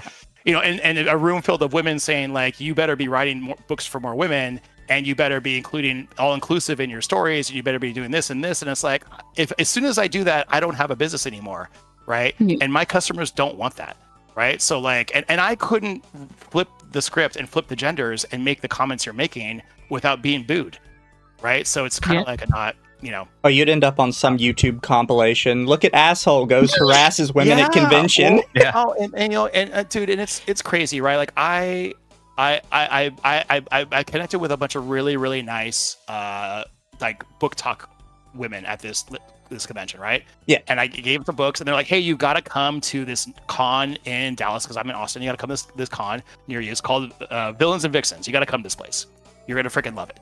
Right? And I'm like, it's for romance readers, but like you would fit right in. They'd love you. Like I'm like, cool, awesome, yeah. And then they start telling me like, oh no, we asked if you could go. You're blacklisted. And I'm like, what the fuck do you mean I'm blacklisted? And they're like, well, because of the kind of books you write, and because on my Instagram I have like some AI videos of me sitting with a tiger next to me in a football stadium. Right, and I very much like wrote on the reel like, this is me with my pet tiger. This is 100% real. This is not AI. This is me sitting next to my pet tiger. Right, like I'm just having fun. I'm making a joke, right? And they're like, yeah, he can't. We don't want anything. We don't want him using AI, so we can't come. And I'm like, no, that's not the reason. The reason is they don't want a dude there, right? That's the reason why, and they don't want me there, right? Because that's such a flimsy excuse. I think what's like really funny because like what is it? At least for me. Because yada yada girl is like I grew up like watching like harem anime. I shouldn't have, but I did. And it's like funny seeing like hearing that because it's like every time you like hear it's like what is it? People always say the term like you should write what you know, and then when they're expected to do the same thing, it's like, okay, well I can't write that, and it's like, well you want me to write to be inclusive, but I can't really be inclusive when you like exclude me from like actually learning, and then that creates like a bigger divide, and it's like, well of course I'm not going to write for you excluded me, so I guess I'm just going to write what I only know. I think there's a thing here with audiences and creators not realizing that like it's okay to have a target audience, and it's okay as a reader or a consumer of things to be like, this is not meant for me.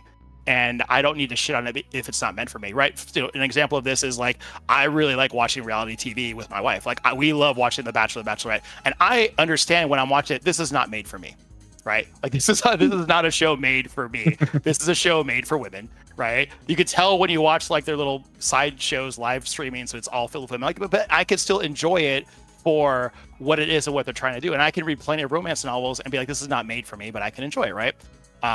And I think the same thing, like I am writing books for men, but if women read it, that's awesome. I would appreciate women reading it, and it's cool if you read it. But again, I don't want you to be offended by me telling you I have to write for my core audience, and that's them. And you would probably really enjoy my books, but like if I try to write these books for men, and I try to write these books for women, and I try to write these books for LGBTQ, and I try to write these books for these people and these people and these people, suddenly I don't have a story that's compelling to anyone. And that's kind of the problem we're seeing with a lot of these movies coming out with these big studios, is they're not really, and that's kind of the problem we have with Star Wars, right? Like, it's like they're not really saying like, who is our target audience? Who's our target market? How do we make something just for them? And if other people like it, awesome. But we want to make this thing so that our target market audience is super happy with it, right? And that's what that's all I'm doing with my craft, is trying to like figure out like and provide great entertainment for my target market. One of the biggest problems that has come from heavy focus testing.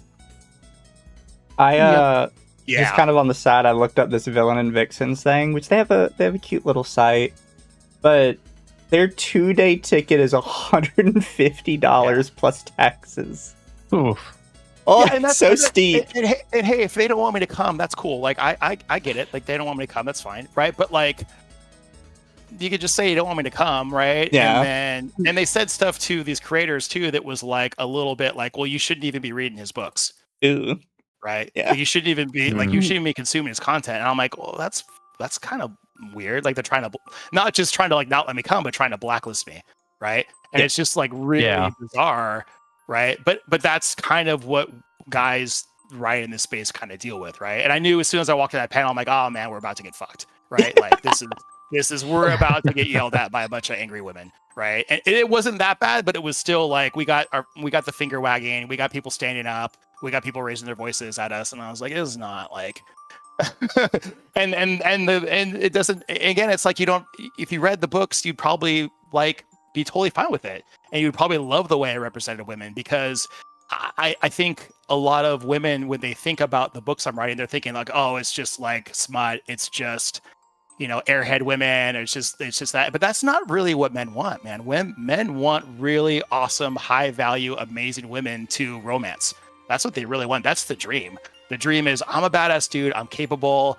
I provide for my women, and they acknowledge that, and they're also an awesome woman. And then we have a relationship. Like that's what men want. They don't want some airhead. They don't want it to be easy. They want to earn the love, and I feel like the romance I put in my books is sometimes much better than the stuff in women's romance books because it's so one-sided in there. A lot of women's romance books, they're just rehashing Beauty and the Beast over and over and over again. You are not wrong about that. There's a reason why at least for me, I like, obviously, like there's like reverse harems, but I could never really understand reverse harems because like you'll have like your favorite guy, just like normal harem, you'll have your favorite girl. But it's like, it'll be the same, like, I don't know, at least for me, I've always been like this. It'll be so forcefully, like, cringe in how it wants to appeal to women so bad that it's just like, I don't want to read this. I think this is cringe. And then you just find a normal series with, say, like, I don't know, My Dress Up Darling. And it's just about a guy who just, like, enjoys a hobby and quite literally likes him. And it's like, I like him too. And that's just sweet. That's like totally what guys like dig, right? Mm-hmm. And it's funny because I've read, I almost said this in the panel, but I refrained myself. So my marketing guy Rob, he'd been really happy because he's like, you tend to like be a little too honest with people, so you shouldn't, right? But I was like, I've read this scene where a woman was held down by a bunch of men and penetrate everywhere, right? And things were ripped, right? And if I were to tell these women that a man wrote this scene, they would find him and kill him. But if I said a woman wrote this scene in this book, and it's one of the best-selling reverse harem books ever written, they would look around to make sure no one heard them and then lean in and be like, what's the name of the book? Who wrote it? Right? They want it. They would read it, right? Yeah. So like, it just seemed like hypocrisy to me, because a lot of this stuff, and there's a lot of sweet women romance, totally fine, but a lot of it is just really, really filthy, right? Oh, way chat more kept filthier mentioning than anything I would ever even think to write. Yeah, chat kept mentioning it was like, ask him about Morning Glory Milking Farm. Oh, totally. That gets brought up all the time, man. And that's like such a huge best-selling novel, right? And I'm just like, well. And I'm carefully crafting my stories and coming up with adventures and like creating these super hard problems to solve for the character to solve and stuff, and making sure that you guys all can self-insert easily. And then they're just walking about milking minotaurs, right? They made that one book has probably made more than I made in my entire career. What is it? I'd say like it would be. What is it? I think it would be a good way to summarize it like this: with like men's like fiction and romance, it gets criticized to death. And with women's romance, it does get criticized to death, but it gets so ridiculous that it turns into like a meme instead. Yeah. So I can ask this question from chat. Thank you, Artemis. But I can also expand on it a little bit. And he said, how did you come up with inspirations for your first groups of tamer characters? And he mentions that me and Kendra, we talk about anime a lot. And we've brought up particularly Evangelion. Because a lot of people think the two main girls, Rei and Asuka from Evangelion, were like criticisms of popular anime tropes at the time. But people have talked to the author Hideki Anno, and he's been like, no, I just genuinely find that kind of woman hot. And they wonder, like, did you pick kind of personalities for some of the girls, like in Tamers? Now they're tropes for sure. Yeah. Now they are tropes. So funny enough, I came with the cover with Kasiri, the pink-haired girl. Yeah. That was like the first character I came up with, but I didn't come up with her powers. I was just like, hey, I want this guy, he looks like this, riding this. It was before I even wrote the book. I was like, I want him to look like this uniform, because I knew it was going to be animal control, and this type of dinosaur, and then the woman bent over in jeans and heels, right, so you can see her ass, right? And then the artist did it, and she gave me like a bunch of different hair colors, and then the pink one just bounced. It just looked so good with the pink hair. I'm like, oh, let's do the pink hair, right? And I had the cover, and then I started working on the book, right? But I think I just started with the trope of like, I want a stoic woman who's capable. I want like a super bubbly, happy woman. I want like kind of I want the shrew, like I want a really weird shrew. And Tunzir, I think a lot of people like say she's Tunzir, but like no, I don't think she's like that. I just want a woman that just doesn't respect him at all, but then he earns her respect, right? Yeah. And that was Trell for sure. And then with Kasiri, who's like the fourth girl that comes in, it was like, I just want like a normal woman who's like, what the fuck is going on, right? And she's angry and confused, but also wanted her to be like so incredibly powerful that she didn't really understand culture, like culture being in play, right? So her ability is, I don't know if you guys have read the book, but she basically twice a day she can kill anything with her lance power. She has one for each hand, so she could shoot a beam of energy out one hand, shoot another beam out the other hand, and it could just kill everything, right? In like a straight line, like it's like an Iron Man blast, right? Yeah. So, and her culture is run by computers, AI computers that make everything happen. So she gets to like, she's really a fish out of water, but she's kind of culturally close to Victor. But, and then I wondered, and then like, okay, like, and then so I kind of developed her later of like, what's not already included is like, well, I need someone with actually like good management skills, because Trell doesn't manage anything. She just builds shit, and she's all over the place, like emotionally and mentally. You know, Sheila is like wants to do stuff, but she doesn't, you know, have the thing, and Galamine's just cute and fluffy everywhere. So I needed who's like the second in command person of the tribe, right? Yeah. Stuff that came with her after Victor earns her respect, like he has to earn the respect of every single woman that he's around with. And I think that's like core to being a man, is like you want to earn the respect of your friends, you want to earn the respect of women, you want to earn the respect of like those around you. It's just so important to us, and how we get that is by like doing cool shit and being successful and doing these things. You know, so I think that's in all of my stories. I try to put is like, how do I get like a guy that you can self-insert as, and how do I get him to do stuff and earn respect of everyone around him? Yeah. And then the kind of expansion I would put on that question is not just Tamers, but across any of your books. Is there ever a female character you've made and then went back and read her again and been like, huh, that's literally just my wife?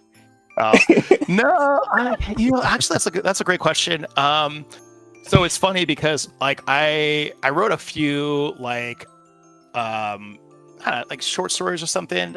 Early on, I think I used to write like sexy stuff for my wife, right?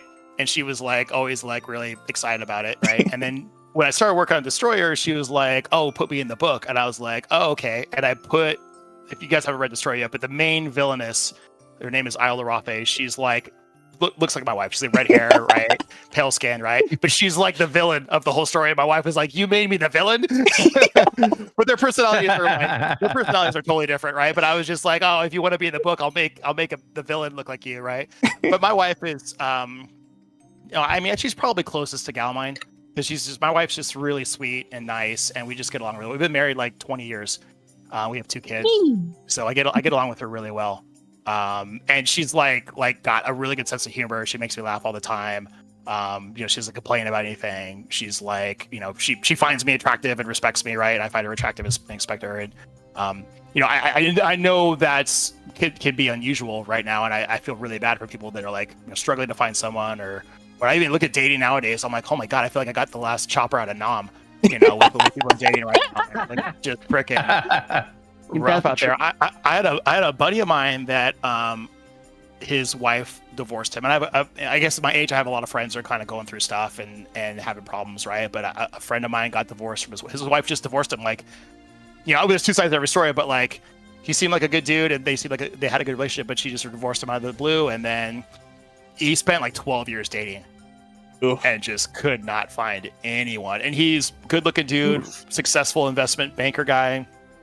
And and he just like cannot find anyone. And finally he just got married, right? But it took like 12 years.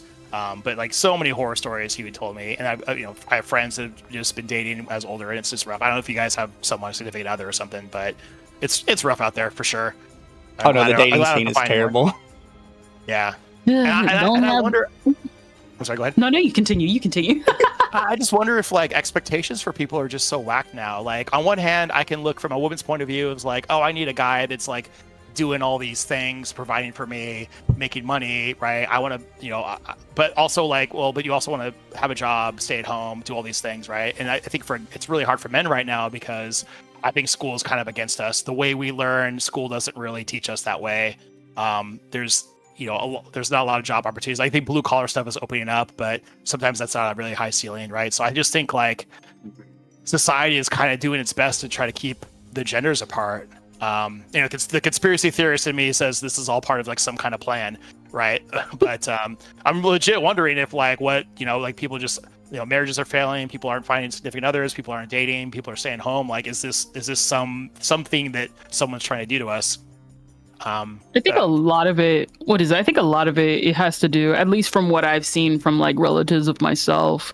There is an expectation, but a lot of it is like communication, and it's like, well, I kind of want to do this, and it's like, yeah, but you gotta bend to the other. It's not just for like women, it's just men on like both either side.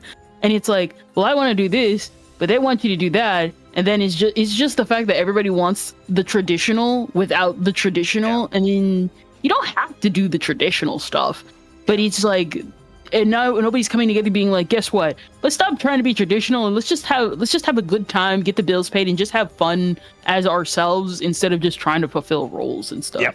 Yeah. Sure. But I don't have the answers. I'm not a dating dude, but I do look at like dating and gender dating stuff just because I know I'm writing that kind of in that I'm writing in romance, right? I mean, at the end of the day, I can't say I'm writing romance because people won't read the books, but like I am writing romance books for dudes, so I've got to kind of pay attention to like what are people thinking about or talking about. And I don't know. I feel like men are expecting a lot from women, and women are expecting a lot from men. And as a dude, I can be like, well, I feel like women are maybe expecting a lot more from men than men are. But I don't know if that's true or not. I can just say that because I'm a dude and I want to like side with my own gender. But I just think it's really hard. And the numbers say it's really hard out there, right? The numbers say less of us are dating, less of us are getting married. So there's definitely something wrong. I don't know how to fix it, but I am worried. Because I think, like, I look at my marriage and I'm like, man, I really love my wife, and like, I'm very happy married. I have a ton of really good friends that are married and super happy. But again, also have friends who've gotten divorced and stuff. It's not working out. So yeah, I don't know. Yeah. Onto a slightly happier subject. Well, side tangent. Another question I had a few chatters asked were, do you have any suggestions when stuff gets a little too wordy? Like when you're trying to explain what a character looks like or what they're wearing, but you end up just like, and their jeans had like exactly 22 seams down the side, Yeah, I think you gotta know your own brand of autism, and like try to like understand your autism, right? And really and I think like I kind of I don't take for granted, but like I write like really clean copy now. Like I'll write something and then I'll read it through again. And I don't even do the text to speech reading anymore because I've just done it so much, but I'll read through something and I'll catch like 2 or 3 sentences. And then, maybe over like 20,000 words, I'll catch like 2 or 3 sentences. And then I'll send it to my editor and he'll catch like 1 or 2 things. And then my proofers will catch maybe 1 or 2 things, right? So it's really, really clean, right? But I do remember my first couple books just like hacking through the sentences and yanking them. And like I said, listen to text to speech over and over and over again on like one paragraph until it sounded right? And then like committing that to like my memory. Like, okay, this is how you write this stuff to make it sound good. And going from there. So like at the end of the day, it's just you just got to put a lot of time in with your own self-editing process to make sure that you're not straying off the wagon too much. And I think really, really having the computer read it to you will help a ton, because you got to just use your ears and be like, well, that sounds kind of weird. Why? And then rewrite it and listen again, and then just keep doing that. And then once you write it, it sounds good. Then like, okay, that's how I need to do it from now on. And then how do I keep doing that? And like I've written almost 100 novels. So like, and I've done editing for probably 500-600 books. So they've had people hire me to do. So this is my thing. I do this, right? Yeah. I don't want to say like I'm like Steph Curry or something like that, but like I've got a lot of time doing this, a lot of work doing this. But I think a lot of people are like, oh, I could dribble a ball, I could write a book, right? I can do what Steph Curry does. I dribble a ball, right? But I think for an author, it's like, well, I read the book and I see the words. I can do this too, right? But there is like a lot of experience that comes with writing a ton of books and getting it done. So it's just like a time thing, dude. It's just putting time in and, recognizing like how you tend to do things. Like I always, for some reason, but like whenever I played Dungeons and Dragons with my friends, they would always ask me how much space there was between things. And they'd always have me draw a map, right? Yeah. Like, so I've had like 20 years of like thinking that. So whenever I'm writing scenes, I am very clear about how far things are from each other and what the space looks like, right? And I've had a couple readers been like, why do you always like talk about how big the fucking room is, right? It doesn't matter. And I'm like, that's my autism, right? Like that's like, probably should have caught that in my editing pass, but I missed it, right? Yeah. But another part of me is like, hey, maybe some people like I feel it. really want to know how big that room is because they're trying to get a clear picture in their head, right? I guess that this question expands on that specifically a little bit. But is there any like idea you personally really love but would never put into your work because you know other people just don't like it that much?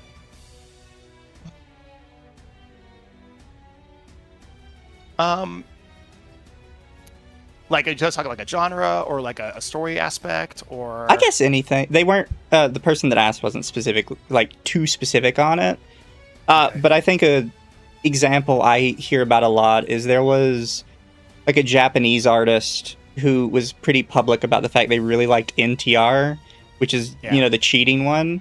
But they're like, I would never write a book on it because people are like just so opposed to it. I don't want to deal with it. Yeah, that guy's smart.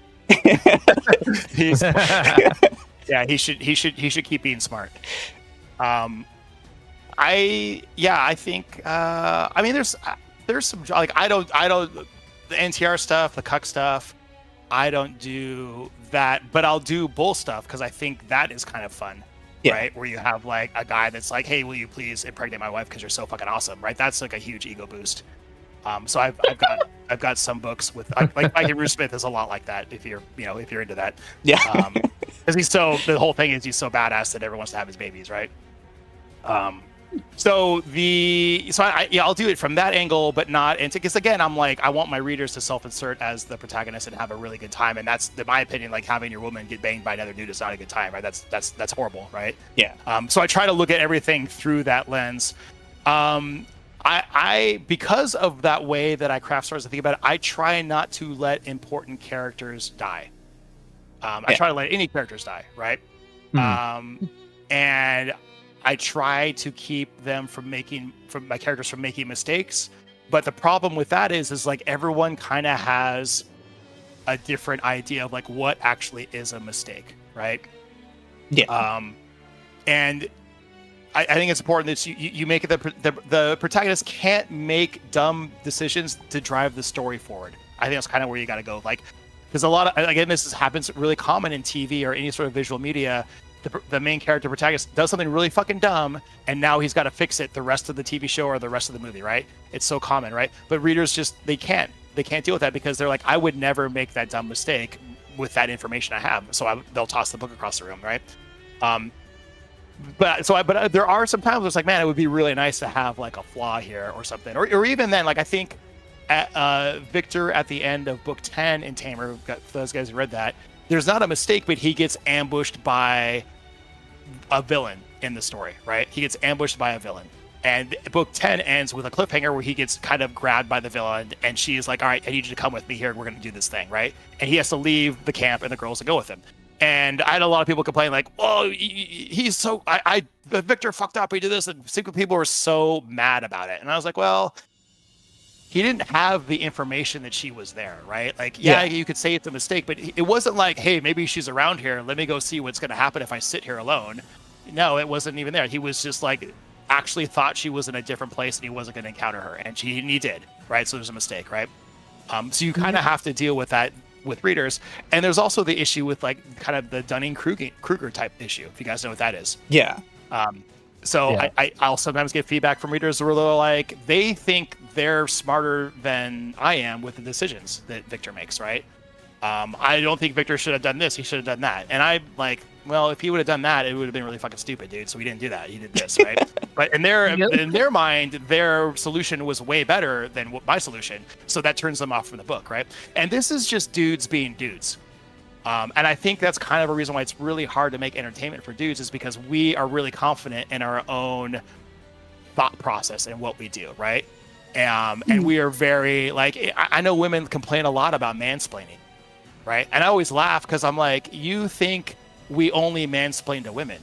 we mansplain to fucking everyone that'll listen to us. Like, you take any group of dudes and sit them down somewhere, and they will start arguing about the best way to do anything with each other, right? They're all mansplaining to each other. That's just how dudes are, right? You know, so if you're writing entertainment for men, you got to be smarter than a lot of them to like come up with the solutions, or it's just not going to work. You know. I do think one of the benefits, though, is that even though guys, like we are as guys, constantly trying to explain to each other, we will stay regardless. Sure. A really good example is I hate Sword Art Online, the anime. I have watched every single episode, including the movies, just to complain about it. That's another good show where he just like never closes the deal, man. And I'm just sitting there the whole time like, what the fuck? Why are Japanese people like this? But yeah, like, even though we want to complain about it, we'll at least watch it the whole way through. Whereas I knew my mom, if she had one episode of a TV show she didn't like, she would click it off and never watch it again. Yep. It was just... So I think I answered your question, but I think, you know, as far as genres too, like, I really, really love cyberpunk a lot. Yeah.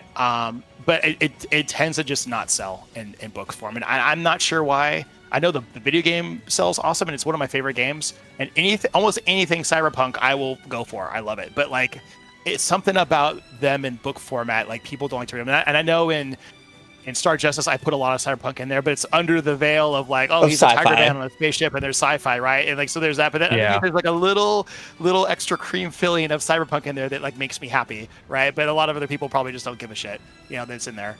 But that's like a one genre. A lot of people have asked me to do zombie stuff, but I haven't had a really good zombie idea. But like last week, I had an epiphany for a cool zombie idea. And so I'm kind of outlining that and framing that. And I'm probably gonna work on that book in another month or so. And it actually came from a game, because I was like, I was looking through Steam stores and stuff, and I'm like, oh, I have this idea for a game, a zombie game. It's so fucking cool. And then I just like, oh, I could just write the book first and then do it. Right? But one of my favorite games was have you guys ever played Sea of Thieves? Yes. Oh, it's so good. It's so good. Like, because I play every Wednesday night. I have game night with my boys, my college roommates, and there's 4 of us, and we play Sea of Thieves, and it's amazing because we're all like complete idiots on this ship. Right, we're so fucking dumb on the ship, and we're yelling at each other, and we're like steering this and that. And I'm like, man, would it be so cool if you were like part of a car crew driving between cities in like a zombie, like, you know, like this dystopian future, right? And you had to like keep your car going and navigate, and there were gunners on the side, right? Like, that's no one's done that yet, right? And I was thinking, oh, that's so much fun. And I played like tons of Left 4 Dead games and any zombie game I'm down to do. But I'm like, oh, no one's done this before. I haven't seen it at least. Yeah. So I thought that's such a really fun idea. So I'm gonna start working on a story for that. The people of the chat do want to know: did you watch the Cyberpunk Edge Runners anime? Oh yeah, I loved it. It was great. That's pretty good. Yeah, and I think okay, I can admit this. I can't watch that without getting a little misty-eyed. I don't know why. It's just really sad. Oh no, I think a lot of people that whenever they hear "Can I stay at your house?" come on, they just like cry a little bit. Yeah. I think that's just the effect of having really strong main characters and supporting cast. Yeah, and it was good writing too. And I think they leaned into the whole like everyone got fucked at the end, right? It was a good story. A few quibbles here and there with the story writing, but I think David was starting to go so crazy. It was like, oh, he's a little hard to watch, but that was part of the point. Right. Yeah. I remember one scene, like he's living with Lucy and he's like, I just want you to be part of the group again. I'm like, bro, you're living with your dream girl, boning her every night, and because she's not going on adventures with you, you're mad? Like, come on, dude. What is wrong with you? Right. But that was like the only quibble I really had with the whole show was like, he's going crazy at that point, right? So I can give him that credit. Yeah, it is a thing that is written off by cyber. I'm just like, dude, place. Like you got the girl, you have the awesome apartment, you got the money, you guys are banging every night, and you're really, really mad she's just not going on runs with you. Like, come on, dude. But whatever. I could forgive that. At the end of the day, I think that is the point of Cyberpunk too, is that I'm pretty sure Mike Pondsmith even said that, is that there's usually no happy endings in Cyberpunk. Yep. Well, I think his exact quote is, there's no happy ending in Night City. Yep. That's the line in the game. Yeah. That's kind of like most people are morally ambiguous or bad. You know, there's not really a good guy in quotes. It was funny because I was like, I've avoided all of CD Projekt Red's games because I was like, I don't have the time. And I got the idea to do a Tamer video game from The Witcher, because every time a Witcher game would come out, I saw what's Androsky, the author, his books would just shoot to the top of Amazon rankings for months, right? I'm like, I know how much money this guy is making, or the publishers. Like, this guy is making millions of dollars every single week as this video game is launched, right? And it did that for book 1, or for the game 1, for game 2, for game 3, each time. And that got me thinking, like, man, video games are so much bigger than books. They're just like Saturn sized to compare to like us, just massive, right? So I started thinking, like, if I could make a game out of my books, like, I mean, the game, I want the game to be good. I want the game to make money, but an offshoot of that is people get into the books and they start reading the books, and then I make money off the books too. That seems like a win-win-win. So, but I avoided their games for a long time because they're just such a huge time commitment. And I had a buddy of mine that just kept bugging me, like, bro, just gotta watch it. You gotta play. And I watched Edge Runners, and I thought it was great, but I didn't play the game. And then he just bought it for me. He's like, I'm gonna buy you the game and the expansion pack. Just, why don't you play it for like 2 hours? And then that was it. Like, he gave me the fucking first dose of drugs for free. And now I think I've got like 4 hours in the game. I think I've done like 3 playthroughs of it. Like, I just freaking love the game. It's like one of my favorite games ever. But now he's like, okay, now you gotta play Witcher 3. And I'm like, no, I'm not playing that. And he bought it for me. It's in my freaking Steam account. I'm like, no. He's like, play it. You don't get a choice. Played it for a couple hours. And I'm like, no, man. No, I could feel that, because there's some games that, like, I can't touch that because you're not going to see me for the next week. Yep. For me, one of those is Skyrim. I recently re-downloaded Skyrim and a bunch of mods, and I've probably in the past week put like 40 hours into it. Oh, man. So I in college with this guy, actually, I was roommates with him. We played the shit out of Morrowind, right? And I was so hardcore Morrowind. I read all the lore books. And there was no stone left unturned in that game. I probably, 300, 400 hours in that game. I freaking love the shit out of it. And I played Oblivion, and for some, it just bugged me. Like, I don't know what it was with Oblivion. I just played it, and when it first came out, I was like, I don't know, it just feels clunky. It feels weird. I hated how the monsters leveled up with me, so I felt like I wasn't making any progress. I was on a treadmill. And I played it for a couple hours, and I'm like, nah, I just didn't want to do it. And then I just didn't play Skyrim. I was just like, no, I don't really want to play it because I didn't like Oblivion. And it's probably like the only person in this kind of like stratosphere of nerds that hasn't played Skyrim. But I'm just like, it's understandable. Got a bad taste in my mouth from Oblivion. It's very hard to top Dagother. Yeah. I mean, you probably saw I have him as my profile picture. Yeah. So I could throw this out there, because for whatever reason, Tamers had reminded me of this, because I'm kind of public that I don't read much. I read a lot as a kid, but as I got older, I don't know, for some reason, reading gives me a headache. Yeah. But one of the books I did read, which it occurs to me most people know them more as a video game, were the Turok books. Yeah. And when I kind of read the synopsis for Tamers, one of the first things I went back to was reading that first Turok book, where they kind of describe everything in Turok as dinosaurs, but I'm realizing from the games that they kind of picture them more as sort of like eldritch aliens. Yeah. I always interpret them as like really smart dinosaurs. I didn't. I played Nintendo. I played Super Nintendo, and then I kind of jumped to PlayStation, and I didn't play N64 at all. And then ever since then, and then from PlayStation, I moved to computer games, and I just never really, I didn't play PlayStation 2 or Xbox or any of those games. I had a Dreamcast, actually, which was amazing. Oh, yeah. And I had a Sega Saturn, and I played a ton of those games. But I just kind of missed the Nintendo 64. I never played Turok, and I never knew anyone that played Turok. And yeah, I kind of missed it. People have mentioned Turok, I've seen, I know what it is, but I've just never really played it, so I didn't really get that thing. But I mean, the Tamer thing is like, I think you probably heard the story or not, but I think you watched one of my videos. I was scanning through. Oh yeah, we watched your live stream. Yeah, but I was playing. I got into Ark from some friends that told me, hey, you can ride dinosaurs and build forts in here, and I'm like, dinosaurs and forts, I am in. Like, say no more, friend. But as I'm playing it, I'm like, there's no story here, and there's no hot babes. Like, but I mean, we still put a ton of time into it. So then I did Tamer, and and that's actually, it's a bit of a challenge with the video game, because I think people go into it expecting Ark. Yeah. Right. And like, we have to be like, hey, it's not open world survival. It's like a story driven adventure game. and they're, I think they're a little unhappy with that. But I have to just really set the expectation. Like, dude, we can't. We're like 8 dudes in a trench coat, man. Like, we cannot do Arc. Yeah, we just can't. I don't have the budget. We don't have the manpower. Like, we can't do it. We can't do a free roam thing. To be fair, the Arc devs can't do Arc. Yeah, that's. Like, I know we've got a good story. I know the story's good because it's sold well. I know the characters are good because people love them. So let's just focus on that. Let's focus on good motion capture. We had really good Jessica Threet doing that. The motion capture and the voice of the girl is amazing. Christopher Boucher does a great Victor voice, right? I know we can lean really hard into that. And so we just kind of went that direction, right? And I think people, if they understand that's what the game is, they're really happy with it. But if they come in thinking like, oh, you've got Arc with babes, they're like, well, I can't build my fort, right? And it's like, yeah, sorry, we're just like 8 dudes, right? Like, yeah, we can't do that. But that's kind of like, it's a blessing, but it's a bit of a problem because when I was making the game, we were building, we're designing, I'm like, okay, for adult games, this is really fucking good, right? Like, it looks really good, it plays really good. It's like heads and tails of, but I mean, I think the next closest game probably is like Subverse, but like, like Subverse has got a lot of flaws even now that's not done. But when Subverse first came out early access, it had 10 minutes of gameplay, right? So like, I was figured like, hey, we're gonna come out, we got 4 to 6 hours of gameplay in early access to start, and we're gonna build a lot more people will be happy with it. But the problem we run into is like, not even that we're being compared to like an indie game, but like I'm getting people being like, hey, this isn't as good as The Witcher 3.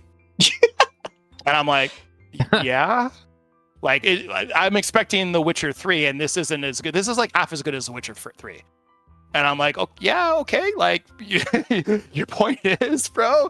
Like, what do you want, Witcher 3, dude? Like, come on, man. Like, we're like, I spent $2 million making the game so far, right? We probably have another $500,000 we need to spend to finish it. Right. So I'm like, I mean, I don't know how much they spent on Witcher 3, but I would guess $30-40 million with a huge development team, that is experienced. And like, we're not that, so like, I think for what we had and what we built, I'm like really proud of it. I think once people get like, oh, okay, like this is, I'm trying to compete with adult games. I'm not trying to compete with The Witcher. Right. Yeah. Because that would be insanity. Yeah. I just can't do it. And from what I've seen, and I told you this in DMs, but from people that do talk about adult games, I don't think I've seen a single negative review from them. Yep. Everyone seems very satisfied with it and very excited to see where it goes. Everyone that's into adult games, they love it and they're super happy and they're excited about the potential, and we're working on tons of cool stuff. So I'm happy. But then I'm getting like, everyone, it's like, well, this is The Witcher 3. When are you gonna fix it? Right? Or I had someone be like, wrote me this long email about like, hey, look, Subnautica 2 is $15. You guys are $25. I don't know how you can justify your price when Subnautica 2, made by this indie team, is $15. And I'm like, you think Subnautica 2 is there? You think they're an indie development team? What the fuck is wrong with you, dude? Like, I don't, like, what do you, As somebody who really loves Subnautica, I've had to explain to people before that Subnautica was not their first game. In fact, they have posters for their previous games in Subnautica as cosmetics. Yeah. So they're even linked together. What about Subnautica 2? Yeah. Well, it is specifically Subnautica 2 is $15, and I'm like, like, what do you want me to say, dude? Like, we're new at this. I think for what we had is good, and I think I don't want to toot my own horn, but I think our motion capture looks way better than Baldur's Gate 3. Because we got full motion with the fingers with Trell and like the movements, and like with Baldur's Gate 3, they just stand there and deliver their lines. So we've got for an indie team, I think that's really, really great. Now, of course, we can't have like that much conversation and all the decision trees, and like we can't do Baldur's Gate 3, but like if I look at like the motion capture stuff we did, I'm like, fuck, we like killed it with the motion capture, right? We killed it with the voice acting, and our story is really good. Compared to this massive AAA studio. And so I think we're doing really good though. But if they're coming in expecting, I want to build forts and have a sandbox thing, we just can't do it. We blew all of our load on the motion capture. That's all we got. It's all we did. We did this one thing really well. Everything else is shit, and we're trying to work on it. I mean, the thing I was definitely impressed of when I saw the game, when we saw the trailer, was just how good the models look. So I think you did a really good job. Thank you. And I will ask this one because Artemis is a good chatter, but I do believe I probably already know the answer. Why would you choose action adventure over something that's maybe a bit easier, such as visual novel or point and click? Well, because I thought that wouldn't really get us like to the top of the fold. You know what I mean? Yeah.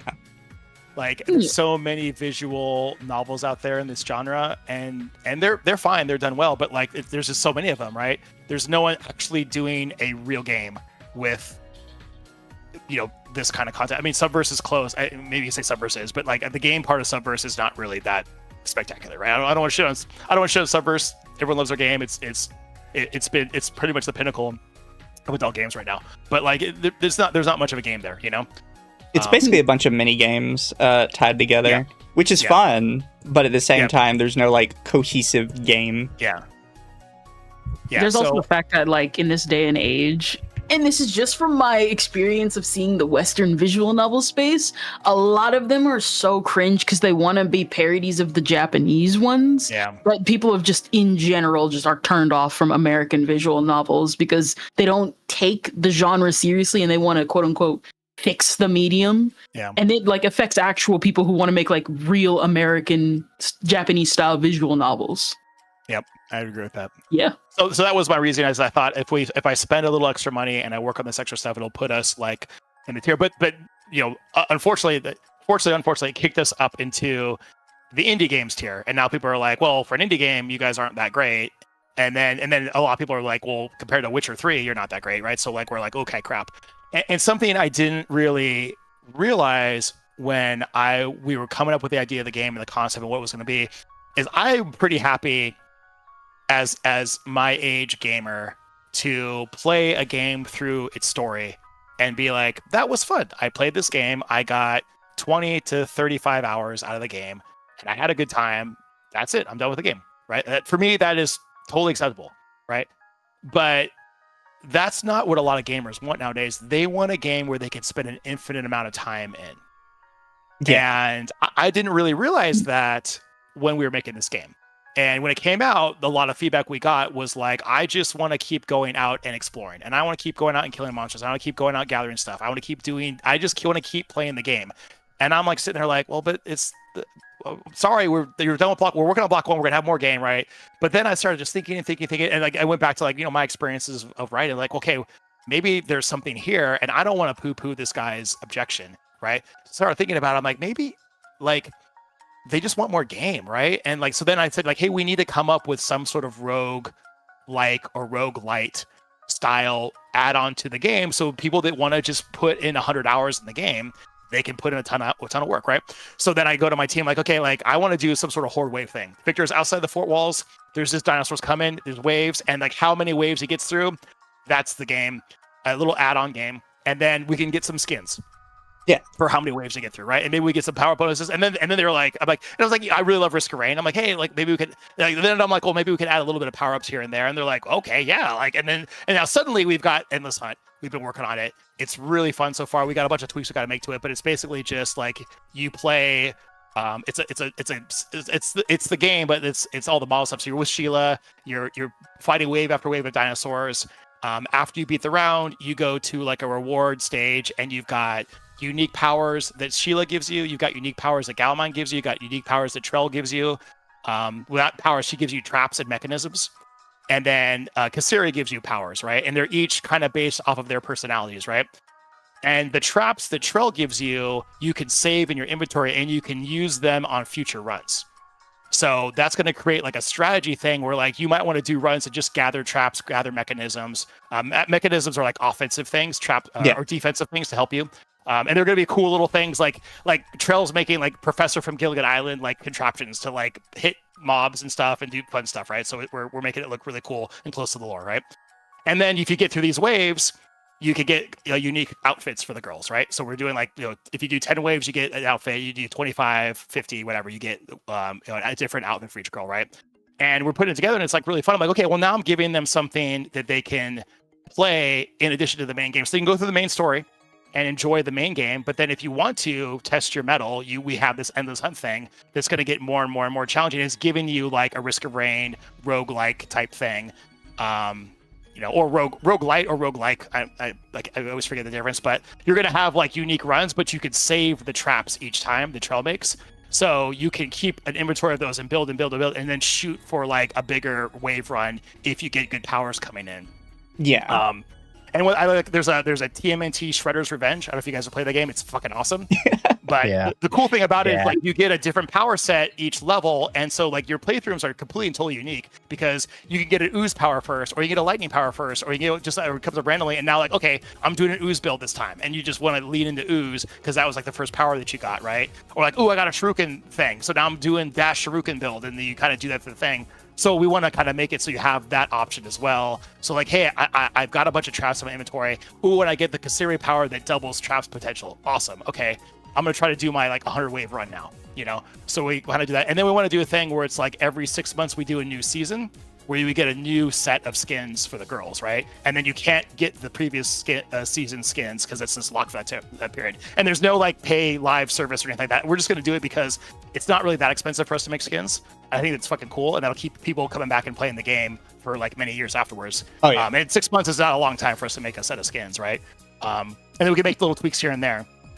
But I'm really excited about it. I think it's really awesome, and I got that because like again, I was like listening to these dudes complain that they just wanted to go out and keep playing the game, and I'm like, and then finally I was like, okay, fuck, we'll listen to them. What are they saying? Okay, maybe there's a thing here, right? And maybe I'm wrong. Maybe this will come out and people will be like, oh, this thing sucks and we don't want it, right? But I have the feeling is that I look at a lot of games now that are really popular. They're all these kind of roguelike, or roguelite type style games, and they're super fun. Like I've got so many hours in Risk of Rain. I got so many hours in Warhammer Dark Tide. I've got so many hours in the TMNT game. Like I freaking love those games, And I feel dumb not have thought about that when I was first building the game, right? I was like, we're just gonna do the story, and then people will be happy with the story, right? But I was even looking at my own, like I play a bunch of those games too, right? So yeah, that's kind of the tweaks and stuff we're making in the game. No, I get it. And somebody in chat, I guess as a vote of support, said that they feel like what the story Tamers currently has can give them the same amount of satisfaction as the OG Mass Effect in terms of the actual like story adventure to it. Yeah, I love those games so much. Like Mass Effect's a huge, but but again, like I go back to Mass Effect and I think like, well, why can't you get all the girls, right? Yeah. So that's it was always criminal. Yeah, it was always criminal. I couldn't get Tally in the first game. When you do have the sexy with a girl, it's pretty tame. It's pretty faded black, right? Like I want to see I want to see the shit happen, right? Like I want to whip out my bottle of lotion, So like, so that's those things I love. But I'm like, well, why can't I just do it with an adult theme, right? Like, why can't I have this adult, And I know I'm not the only one that thinks that, Oh, 100%. Yeah. Some of it, I think, is people just underestimate how much story, at least was in games back in the day. Because nowadays there's kind of a lot of filler with the in-between. But I think a good example for me is I loved Spyro. And they came out with the Reignited trilogy on Steam. I have only put 30 hours into it, but I have 300% it twice over. Which means it took me about 15 hours for a complete playthrough, start to finish. When I remember as a child, like it was something I played every single day, and it felt like it was never ending. And you have to kind of keep that in mind, as a lot of stuff back then was a lot shorter than you kind of remember it was. For sure. A lot shorter, but a lot more replayability in my opinion. Oh yeah. I think that's why it feels like it was endless. It was like I could play, Halo CE again and again and again. Same thing with old Mass Effect. Old Mass Effect 1, I put I think like 500 hours on the 360. Like I played it so much. There's like I use this term called grandma's cookies. And for me, it means like my memory of the thing is very nice, and maybe that's not the reality. You know, because I think about like I used to play Chrono Trigger. Like again, I was a Super Nintendo guy. I used to play Chrono Trigger so much, and Secret of Mana, and Secret of Evermore, and all the old Square games. And I just remember playing them and loving them so much. And like I watched a video on Chrono Trigger the other day. I was like, oh man, like this is so cool. But I'm like, I don't think I'd play this at all now. I don't think like if you were to like, hey, there's a new Chrono, and I know for because I never played Chrono Trigger 2 or Chrono Trigger. I think there's a third Chrono Trigger. I just never played them. So I'm always thinking like maybe we played those games just because there wasn't a lot of options and we were broke ass kids. Yeah. Like maybe that's the thing of it, right? And I think I think but of the games I do play a lot and have put countless hours in, there's not just like Cyberpunk has a je ne sais quoi to me, right? Like there's no roguelike or roguelite Cyberpunk. It's just the story, right? And I play it differently, different class, different character. I play it differently each time to get it new. But that has like this je ne sais quoi of like you could just play it over and over again.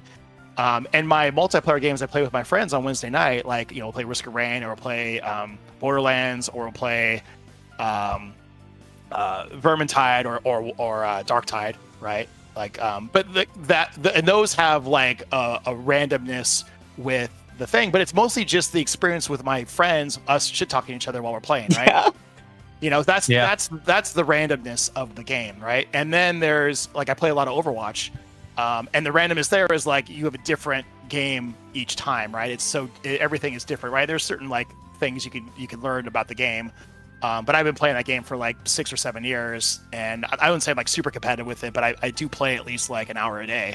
And I just every couple weeks I'm like, oh fuck, I'm a little better. I learned this thing, I learned that thing. There's a different meta here, there's a different meta there, and it keeps me coming back because of that like kind of like weird competitive thing that just draws me in. But like, not every game can be like a Cyberpunk. Like the actual gameplay just keeps me, even though I have all these other options of games. I've got a full Steam library, but like every week or so I'm like, I'm gonna play Cyberpunk again I'm gonna play Cyberpunk for an hour, right? I'm just gonna play for an hour, and then it's 4 a.m. It's been 8 hours. I'm like, what the fuck? I've been playing Cyberpunk all fucking day, man. Like, there's just something about it that's really good, So yeah, I mean, I don't know. I guess my moral is that when you're poor and a kid, everything seems awesome. Oh, 100%. Right? Oh yeah. There's probably some games For I sure. still have, because I never got rid of anything I ever owned, that if I played them today, I'd be like, I don't know what I saw in this, Yeah. But Chat's mentioned it. Me and my group, it's either every Wednesday or every Friday, depending on schedules, do have like we call it friend slop, because there are a lot of games now that people have, they kind of taken to calling them friend slop. It's something that you'd never play by yourself, but you and your friends would play it for literally hours and hours together. Yep. Yeah. And I think true. there's a big market for those. Some people hate them. Sure. I love them. And that's my next game. I'm like, how do I do that and also make it not safe for work, right? How do I make it adult game that you can play with friends, right? And that's ask some questions, right? Like, so I'm thinking about my next game, and this depends a lot how Endless Hunt does, but like I've got a bunch of IPs, and I was thinking about doing Star Justice next and making it a first-person shooter because that's like really, really near and dear to my heart of like the games I like. But I'm also thinking like I really like roguelikes too, and I have an IP called Space Knight, which is super fun, and it's all about just getting new awesome loot pieces, armor, weapons, and stuff, and equipping your knight, and then you get more power through that, and they've got various classes. And I'm like, well, this would be a really amazing roguelike game. This would be fucking super sick, right? I mean, and you can have different class and blocks and weapon stuff, and I'm like, oh man, this could be so cool. And you could fuck your friends when you're playing online together, right? But then I'm like telling my team that, and they're like, maybe you don't want to do that. And I'm like, I don't know. But like the cringe that they gave me makes me think I might be onto something, right? Like, I don't know. But at least making your own cast of characters and making them have sex with each other would be kind of cool. Yeah, 100%. But I used to play this. I used to play this MMO called Anarchy Online. Have you guys ever heard of it? I have, yeah. Okay. Oh yeah. All right. I have not. Yeah. So it's made by Funcom. They do Conan right now, right? I think. But those guys have been around forever. Maybe some of your chat will remember Anarchy Online, but I came into the game pretty much late. Like it already kind of peaked and it wasn't really dying, but I had a bunch of friends that were into it.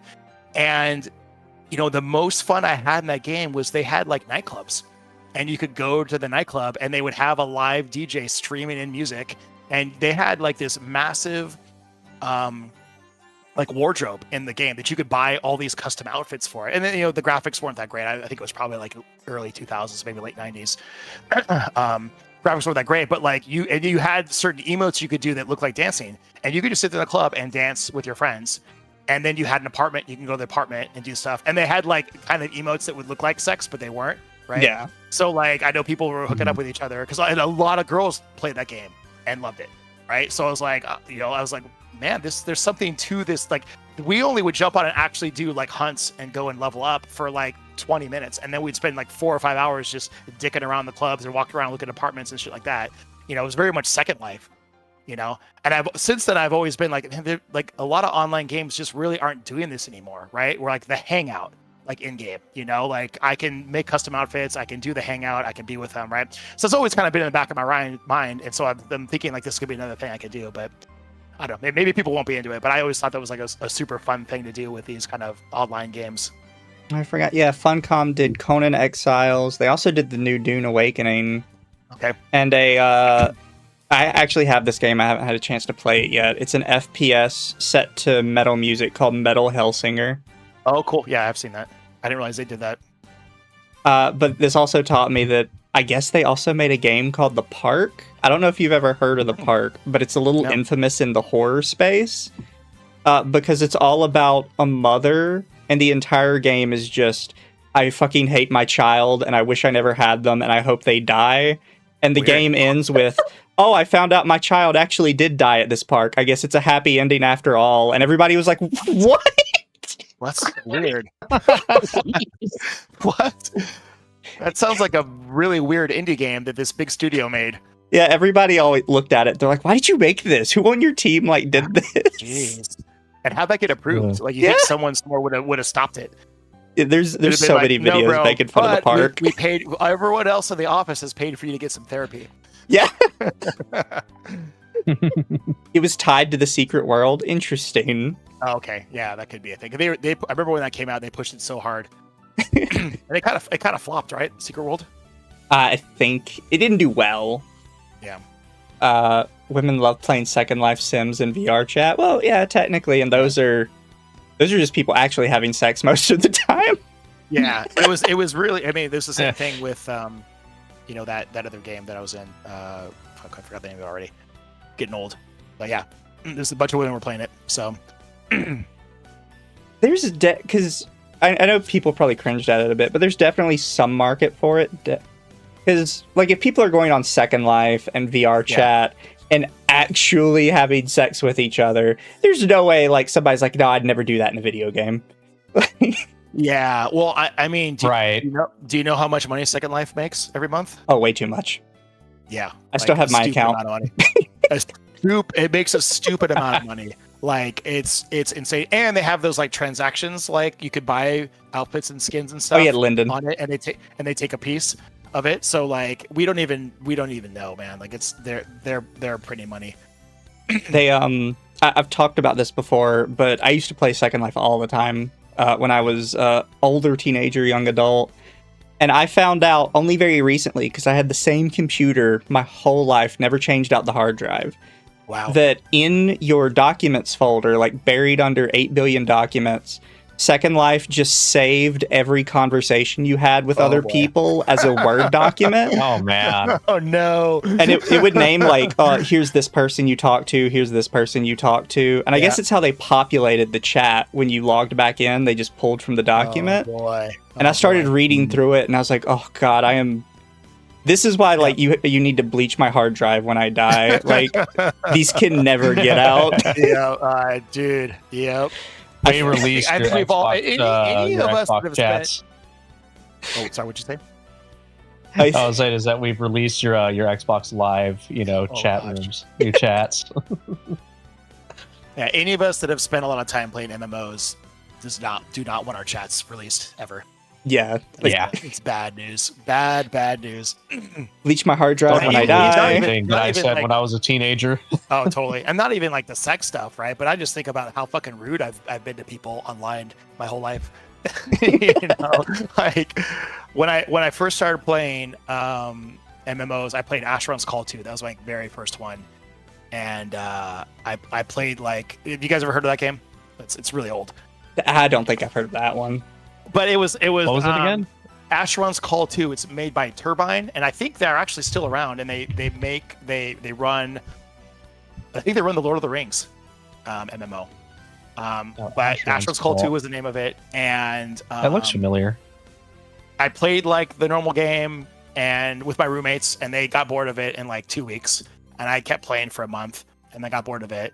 And I was like, well, you know, like I guess I'm done, but like I still had like a week left or something on my subscription, and there was a bunch of different servers, and one of the servers was called Dark Tide, and it was a free for all PvP server. And I was like, what's this thing? So I clicked in there, and like, oh, like it just has this big old warning, like the players will kill you and take your shit. So like, don't play on this server unless you want to. And I was like, oh, this will be fine. Like I'll play around with this for like an hour or so, right? So I play it. I'm like, and I'm gonna play a healer, so I'm gonna be like completely like pacifist, no stuff, right? And I log in the game, and immediately this dude is fucking attacking me in like the level 1 zone, and I'm attacking him back, and I'm like healing myself, and he's attacking me, and I fucking kill the guy, and I'm like, I got the taste for blood. I was like, oh yeah, this something inside of my soul has ignited. I fucking love this, right? And then I walked around and leveled up and stuff, alone, solo the whole time, right? And then I found a friend, and we were like leveling together. And then there's all these guilds and stuff fighting each other, and there's portals and stuff, and we're gonna go do this dungeon. And these guys go through this portal, and there's like 8 of them. And my buddy I'm with, he's like, oh my god, that's the serpents. They're like the griefer guild in the thing. And he ran, and I'm like, oh shit. And they surrounded me, and they didn't say shit. And then like one of them typed in chat like, hey, are you a healer? And I'm like, yeah. And they're like, come heal for us, and we're gonna run this dungeon. And I'm like, okay.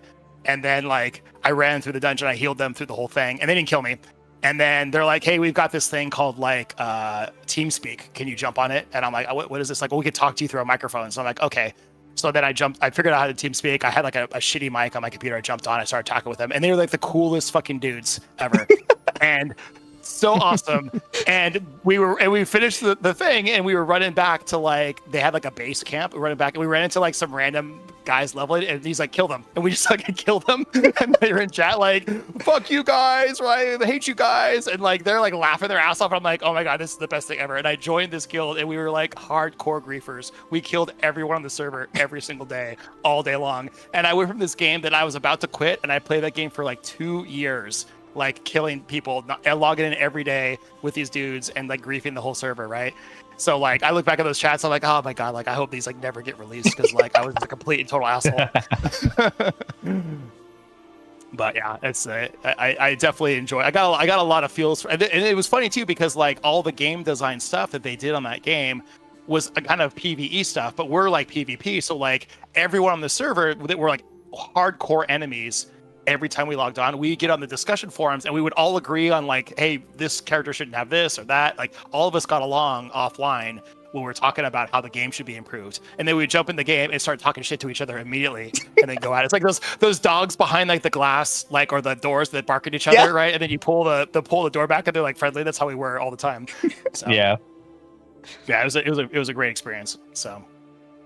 No, it seems like it would be. Like that was one of the better parts about MMOs, was the weird dynamic community that would kind of shape the world, and how people view the universe that you're in, because this is how all the players acted in a certain way.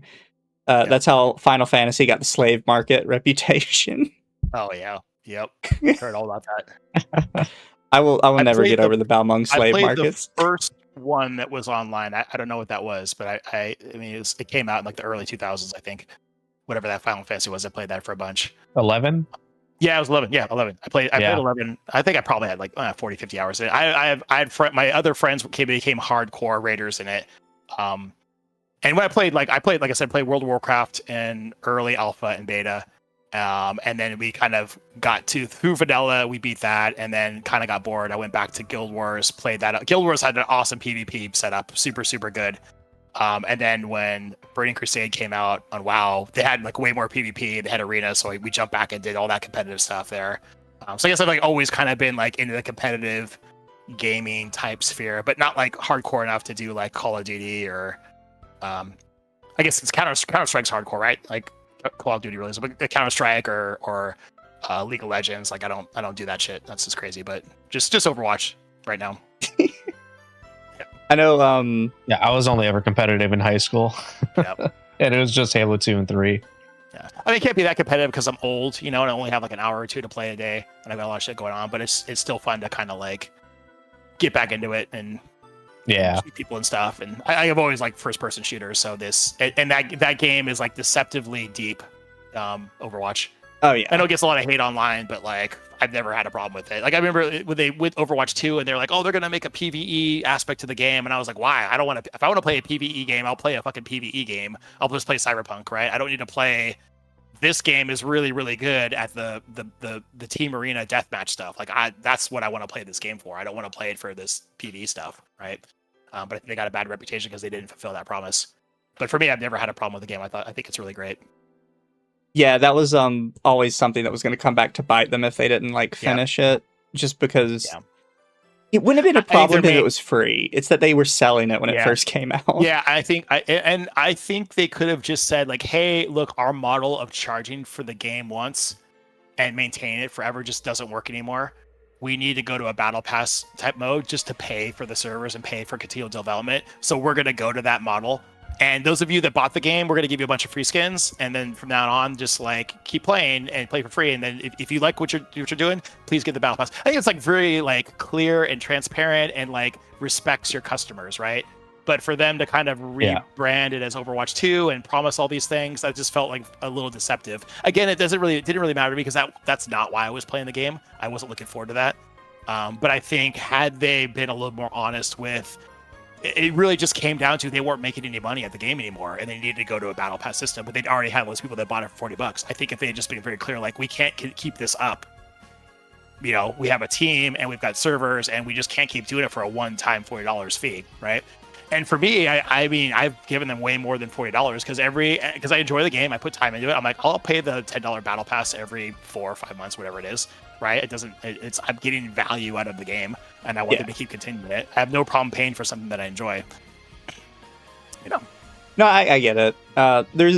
There's actually plenty of games like I play where I'll sit down and be like, I could see why people don't like this. I have 2,000 hours in it right now, so I know why you don't like it. I just don't agree. 3 different gacha games. Oh, jeez, yeah.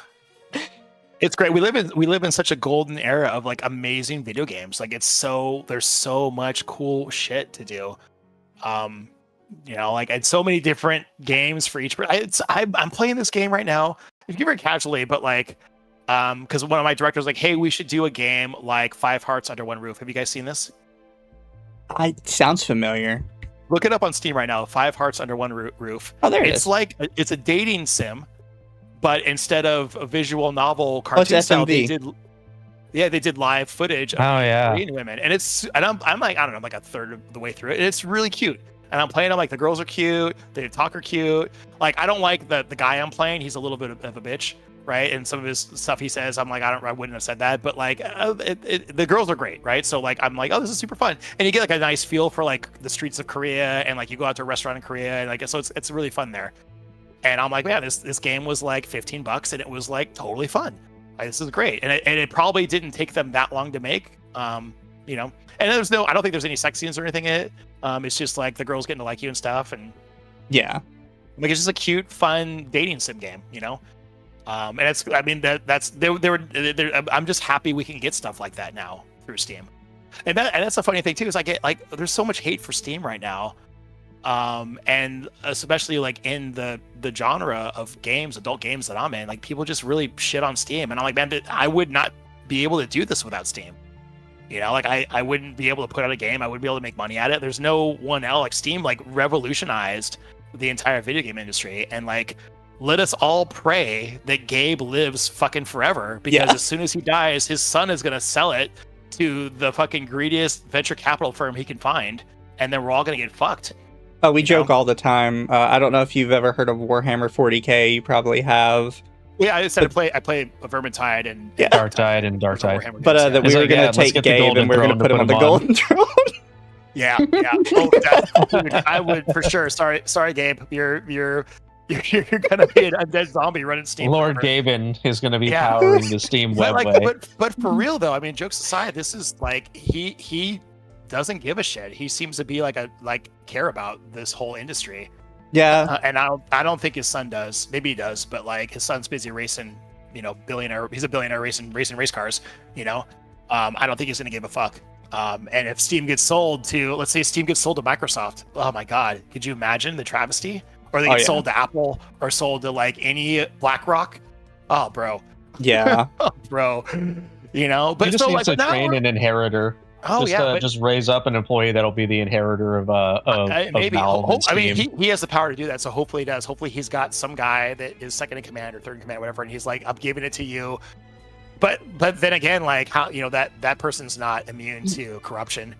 You know. Yeah. Yeah. There's some Anybody who's smart that sees it from the outside would realize is that them staying, private and them running the way that they are is the way to go. But they just get a lot of shit of like, oh, well, you should take your game off Steam because of the licensing stuff and the end user license agreement. You should put it on GOG. And I'm like, well, Steam has been great, man. Like, I wouldn't have this without Steam. We wouldn't be playing these games without Steam.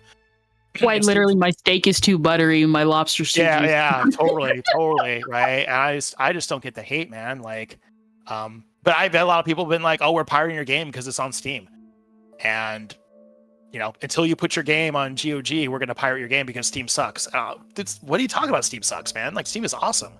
Yeah, like I get some complaints with Steam, especially in like the not safe for work section. But then you can't like blame a company for like a couple bad decisions because they have so many random employees that have to look through everything. I think they have to thread the line with like pedo stuff, right? So they have to be really careful with that, right?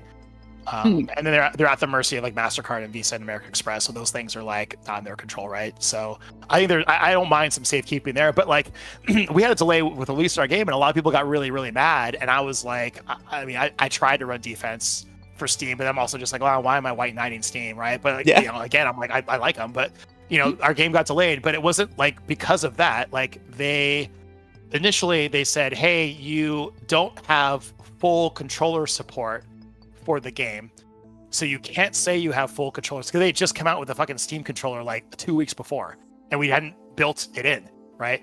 And they give you like an API of like, these are all the possible controllers in the world, you have to set up your game for them, right?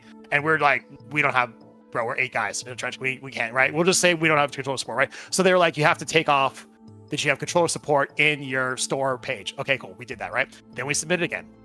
And then they're like, oh, you have this sex scene where Trell comes up on her legs. They actually said Trell. Like, they have a sex scene where Trell comes up on her legs, and you didn't give us the save to see that sex scene.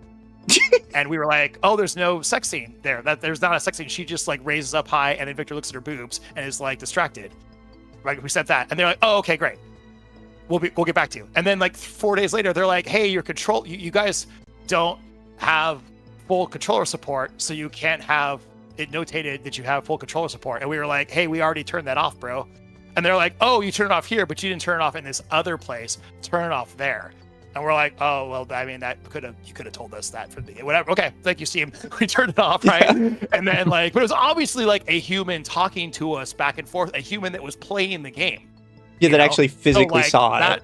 That's amazing. Yeah. Someone over there is like actually inspecting the game and fast forwarding and looking at things and making sure we're not doing anything fucking bullshit, right? Because they are super concerned with the money you guys spend and the game you guys get, and they want to make sure we're not defrauding you guys, right? So that's like, hey, I'm all for that, So, but a lot of people were like, oh, like Steam delayed Tamer because of the not safe work. Like, well, not really. Like they had a dumb question, right? And then the controller thing was kind of mixed up, but the grand scheme of things, this wasn't a big deal, dude. And I would rather they check all these games so we don't get shut down. So none of us get shut down, right? Yeah. So that's where I was coming from. But I think a lot of people don't see like the bigger picture of like, as long as everyone doing not safe for work games keeps them above board, we're all going to get not safe for work games. But as soon as someone starts doing bullshit with kids, we're all going to get fucked. So we cannot let that happen, Yeah, and it's like, I always think back to, you probably heard of it because it was a huge controversy. There was a game called Hatred, which was basically just trying to get Postal, or the original Postal game.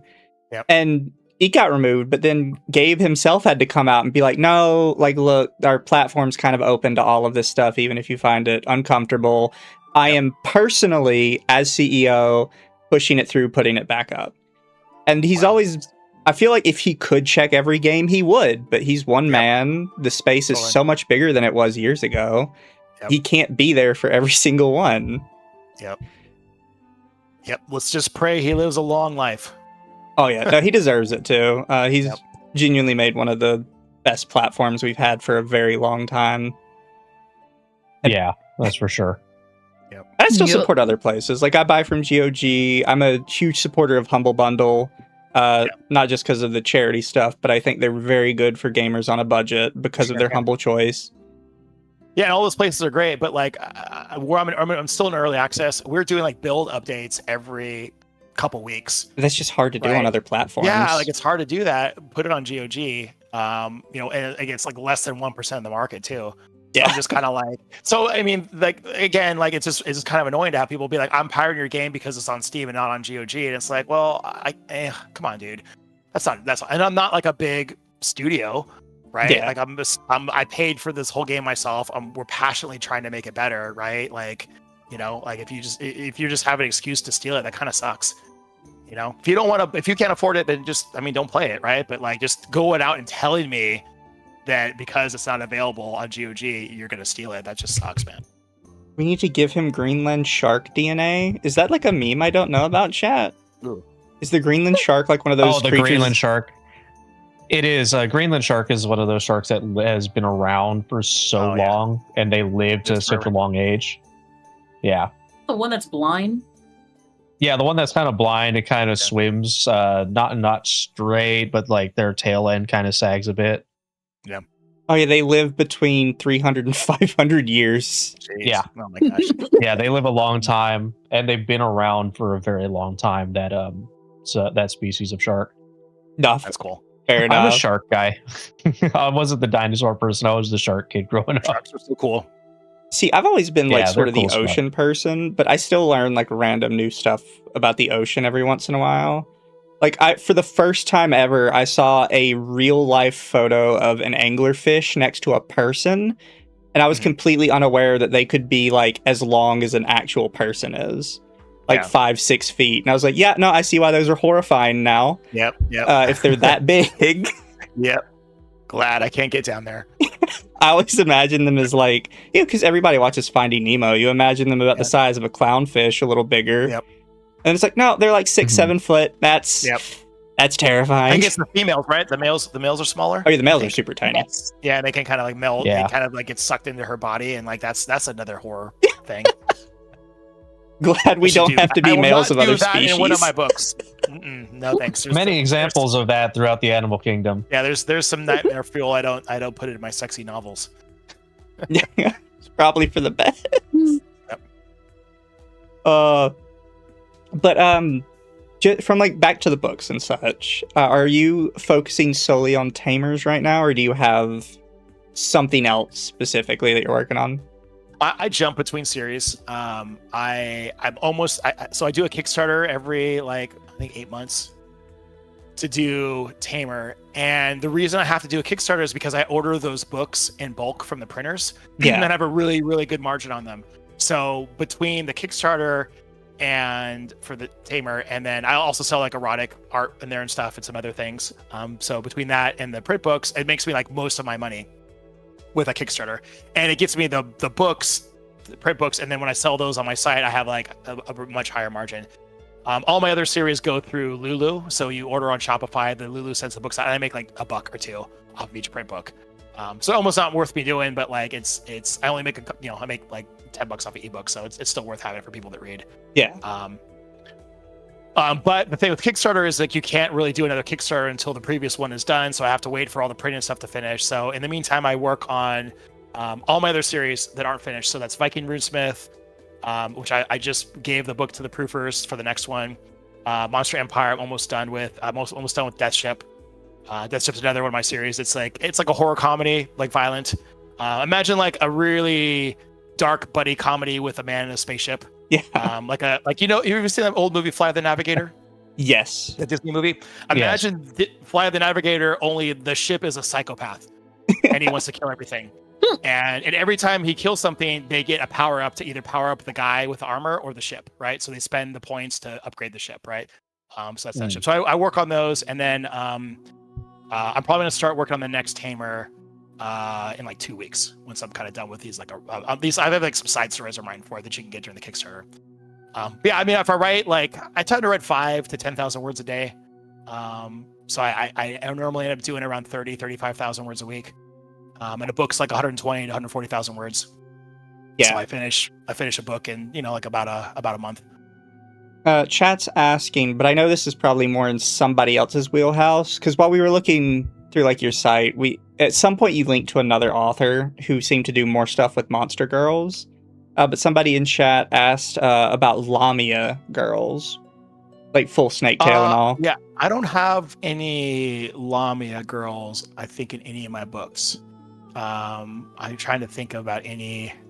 I know there's some authors in my genre now that write those. I can't think of one off the top of my head. But I don't have any of those, I think, in any of my books. I could probably easily add them in Monster Empire. So that's like my wackiest series. Yeah. Basically, like, it's all the monsters live in the Underdark and they can't go out in the sun or they get destroyed. So they kind of do night raids. And every human on the planet has like one special ability or sometimes 2 special abilities or powers. And so our hero Ken, he gets portaled to this world, and he finds out that he's got a power to breed with monster women and bring them up to the surface so they're immune to the sun once he has sex with them. So shenanigans ensue where he starts making babies with all these women, and all the humans are like, oh, this guy is like a monster fucker and he's making half-breed horrible monster babies. We've got to kill him. So he's just trying to live with his wives on his homestead. Yeah. So it's like a dark comedy evil version of Bluey, where he gets all Bluey. these like side adventures with like kids. But it's kind of it's kind of an ode to parenthood, because the kids are so insane, and like normally like human kids are normally insane, but these are like extra insane because they're all monsters. He's got like a cute daughter that's a siren, and she just wants to kill all humans, but she's super sweet and sings like beautiful songs about murder and stuff. And then there's like his goblin sons are all rambunctious and like want to eat the whole entire like all the livestock, so he's got to keep them from eating the livestock. So he keeps them busy by having them do chores and beat the shit out of each other. So just all fun parent stuff, and he's just like trying to manage all these crazy monster women that are his wives, their kids, keep the farm going, keep the ranch going, and avoid being killed by the humans on the surface world. So it's a super fun. But every like other book, he goes down to the Underdark, and there's like a new woman that he meets and stuff and has babies with, and we're totally gonna do a video game based off of it. So Yeah.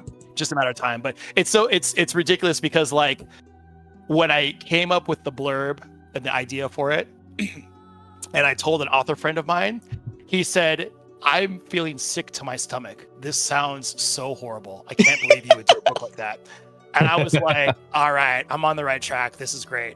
This is going to be good. It reminds me, there's a scene in one of the Shrek movies where Fiona says that she wants babies. And he says, do you know what an ogre baby is? Yep. It's more cry, and that's more poop. And that's Yep. Yeah, so that's a fun season. I have a really good time writing all my books, and it helps a little bit to shuffle between them.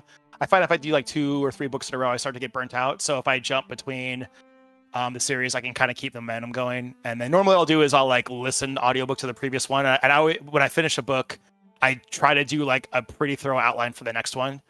And so then when I come back to the series, I have the outline ready that was fresh in my head, and then I'll like listen to the last book, and then I'm ready to go, and then I can just jump back into it. Yeah.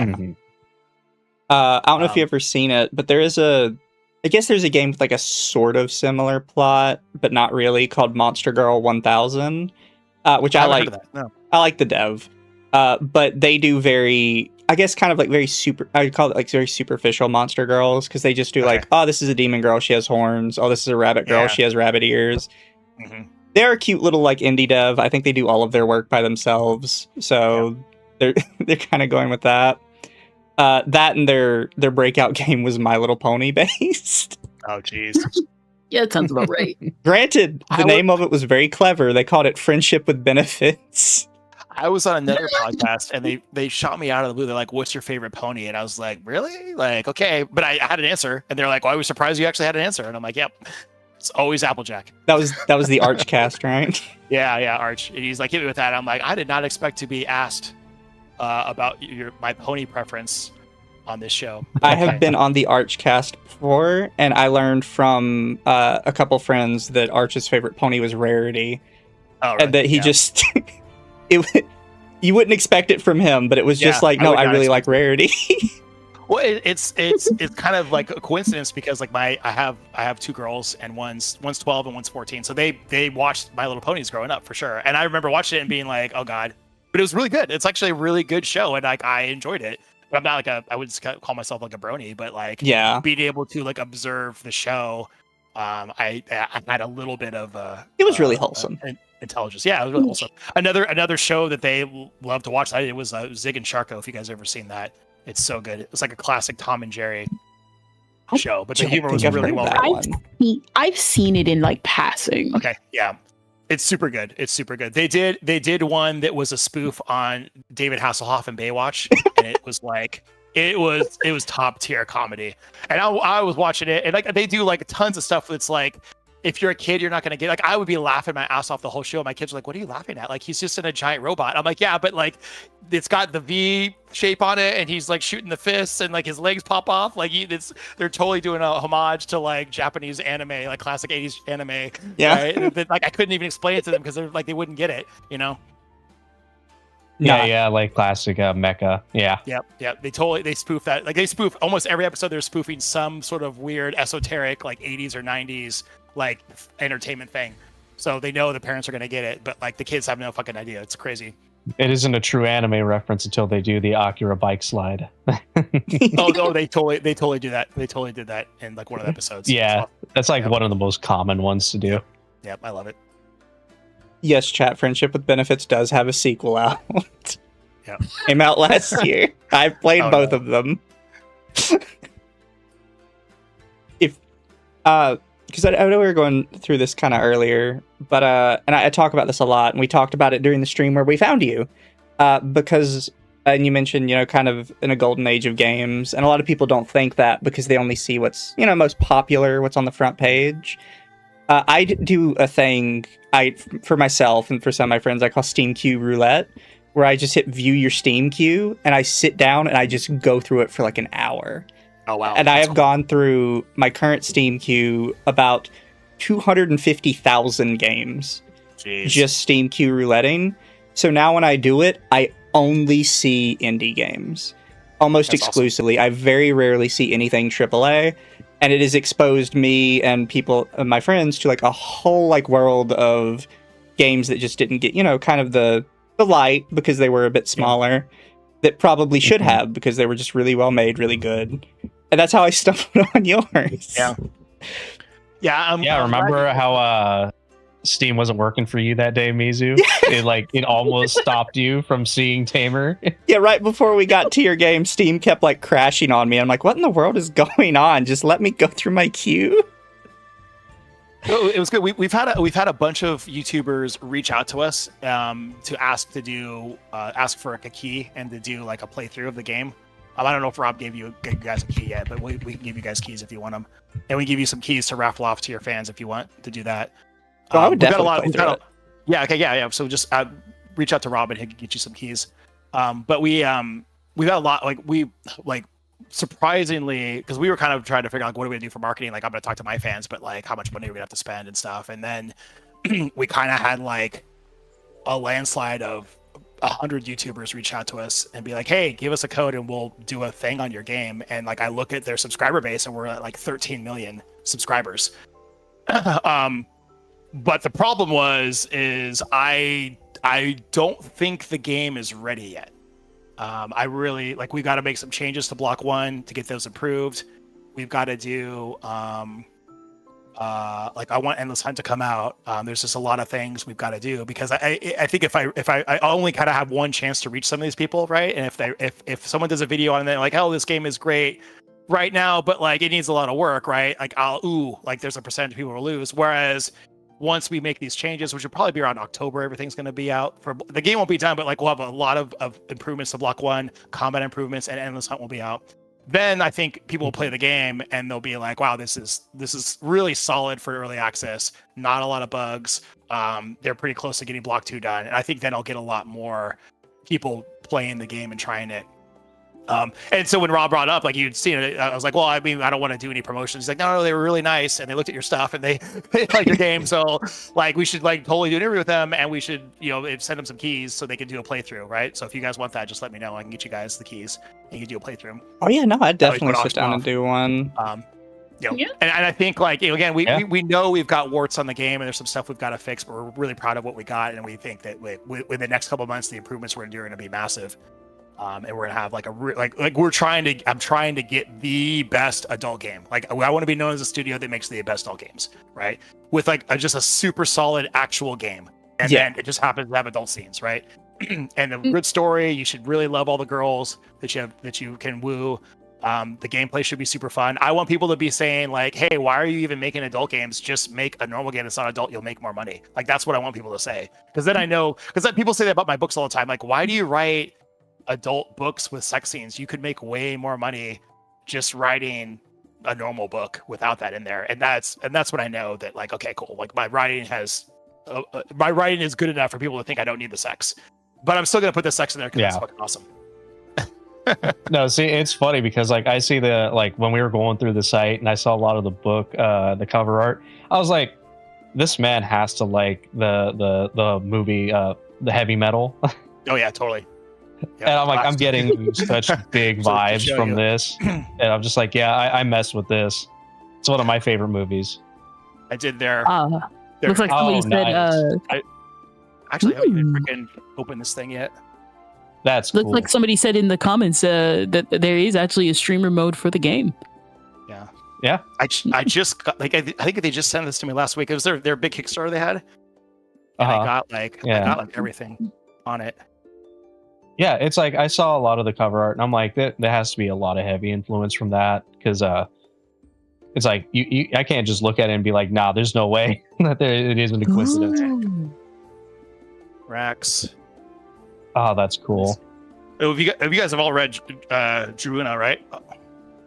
You read this? Yeah. Oh, this is like fucking thick, dude. Look at how big this is. that is a big book. Yeah. All right, that's it. That's all that's in there. But yeah, that's.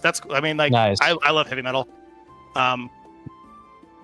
Yeah, one of those movies that maybe I shouldn't have been exposed to when I was a wee young kid. Oh yeah. But you know what?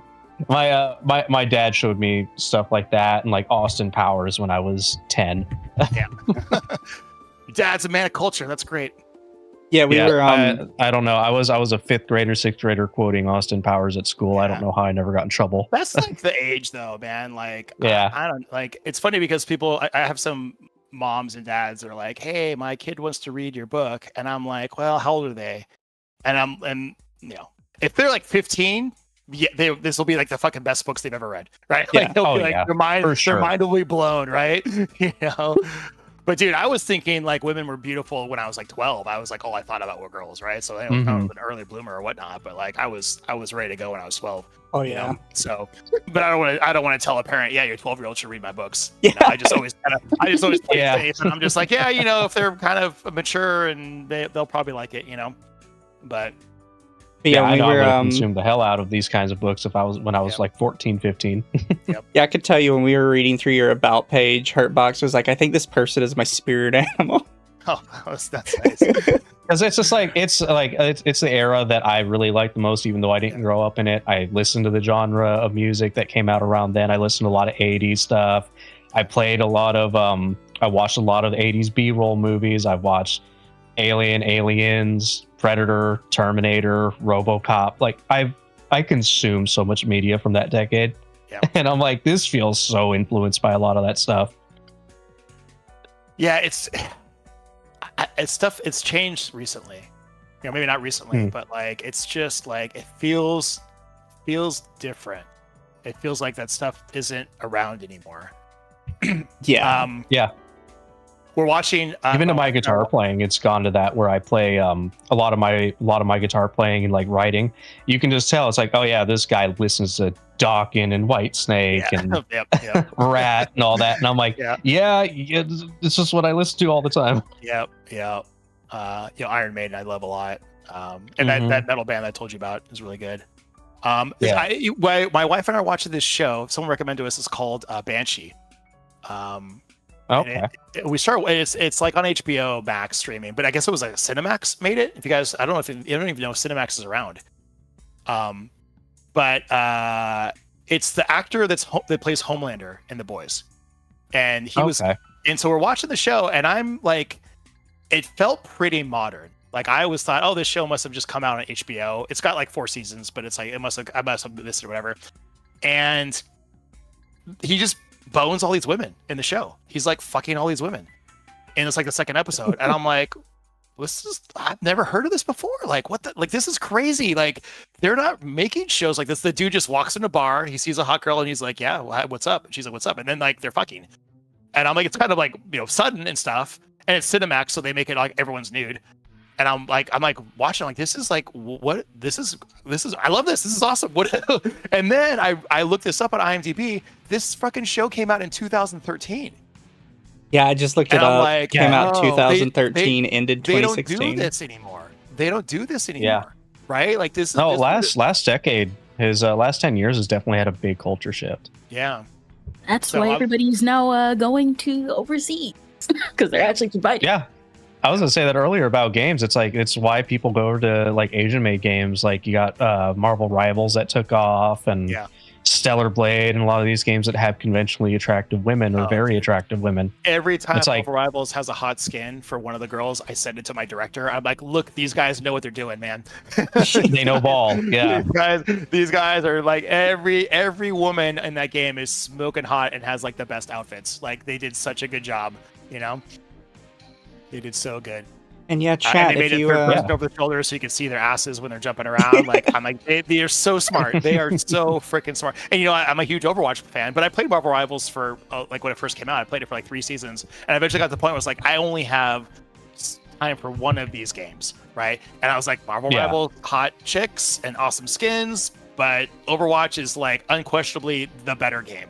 Right, it's just got a better skill cap. It's way more buttoned up. It polished. It's had more time, and I just ended up picking Overwatch. You know, but like I still look at all the Marvel Rival stuff, and I'm like, this game cooks, man. Like it's so pretty. The girls are amazing and hot, and like, you know, it's just great. It's really good. I'm glad it's out there. I don't know if you've seen that. The newest one, Jubilee, had the entire all of Twitter just absolutely in a frenzy. With a crop top. Oh. Good crop top and the half unzipped jeans. Yep. I'm telling you, man, those like it's really cool. It's really freaking cool that they're doing that, right? And I hope that like American game companies are gonna like look at that and eventually it'll get through, right? And actually, I had a conversation with my lead Unreal engineer this morning, and he's like, you know, like. Because I was talking about like, you know, the future of the studio and what we're doing, and like, you know, we're still focusing on our game right now, Tamer, and I you know, we're still like in the infancy of sales. I haven't paid my money back and stuff, but I was like, hey, I'm talking about like the next game and like, you know, some ideas, and he's like, I don't even want to talk about the next game right now because I gotta work on Tamer, right? But he's like, you know, you only have so much time before people start looking at what you're doing here, right?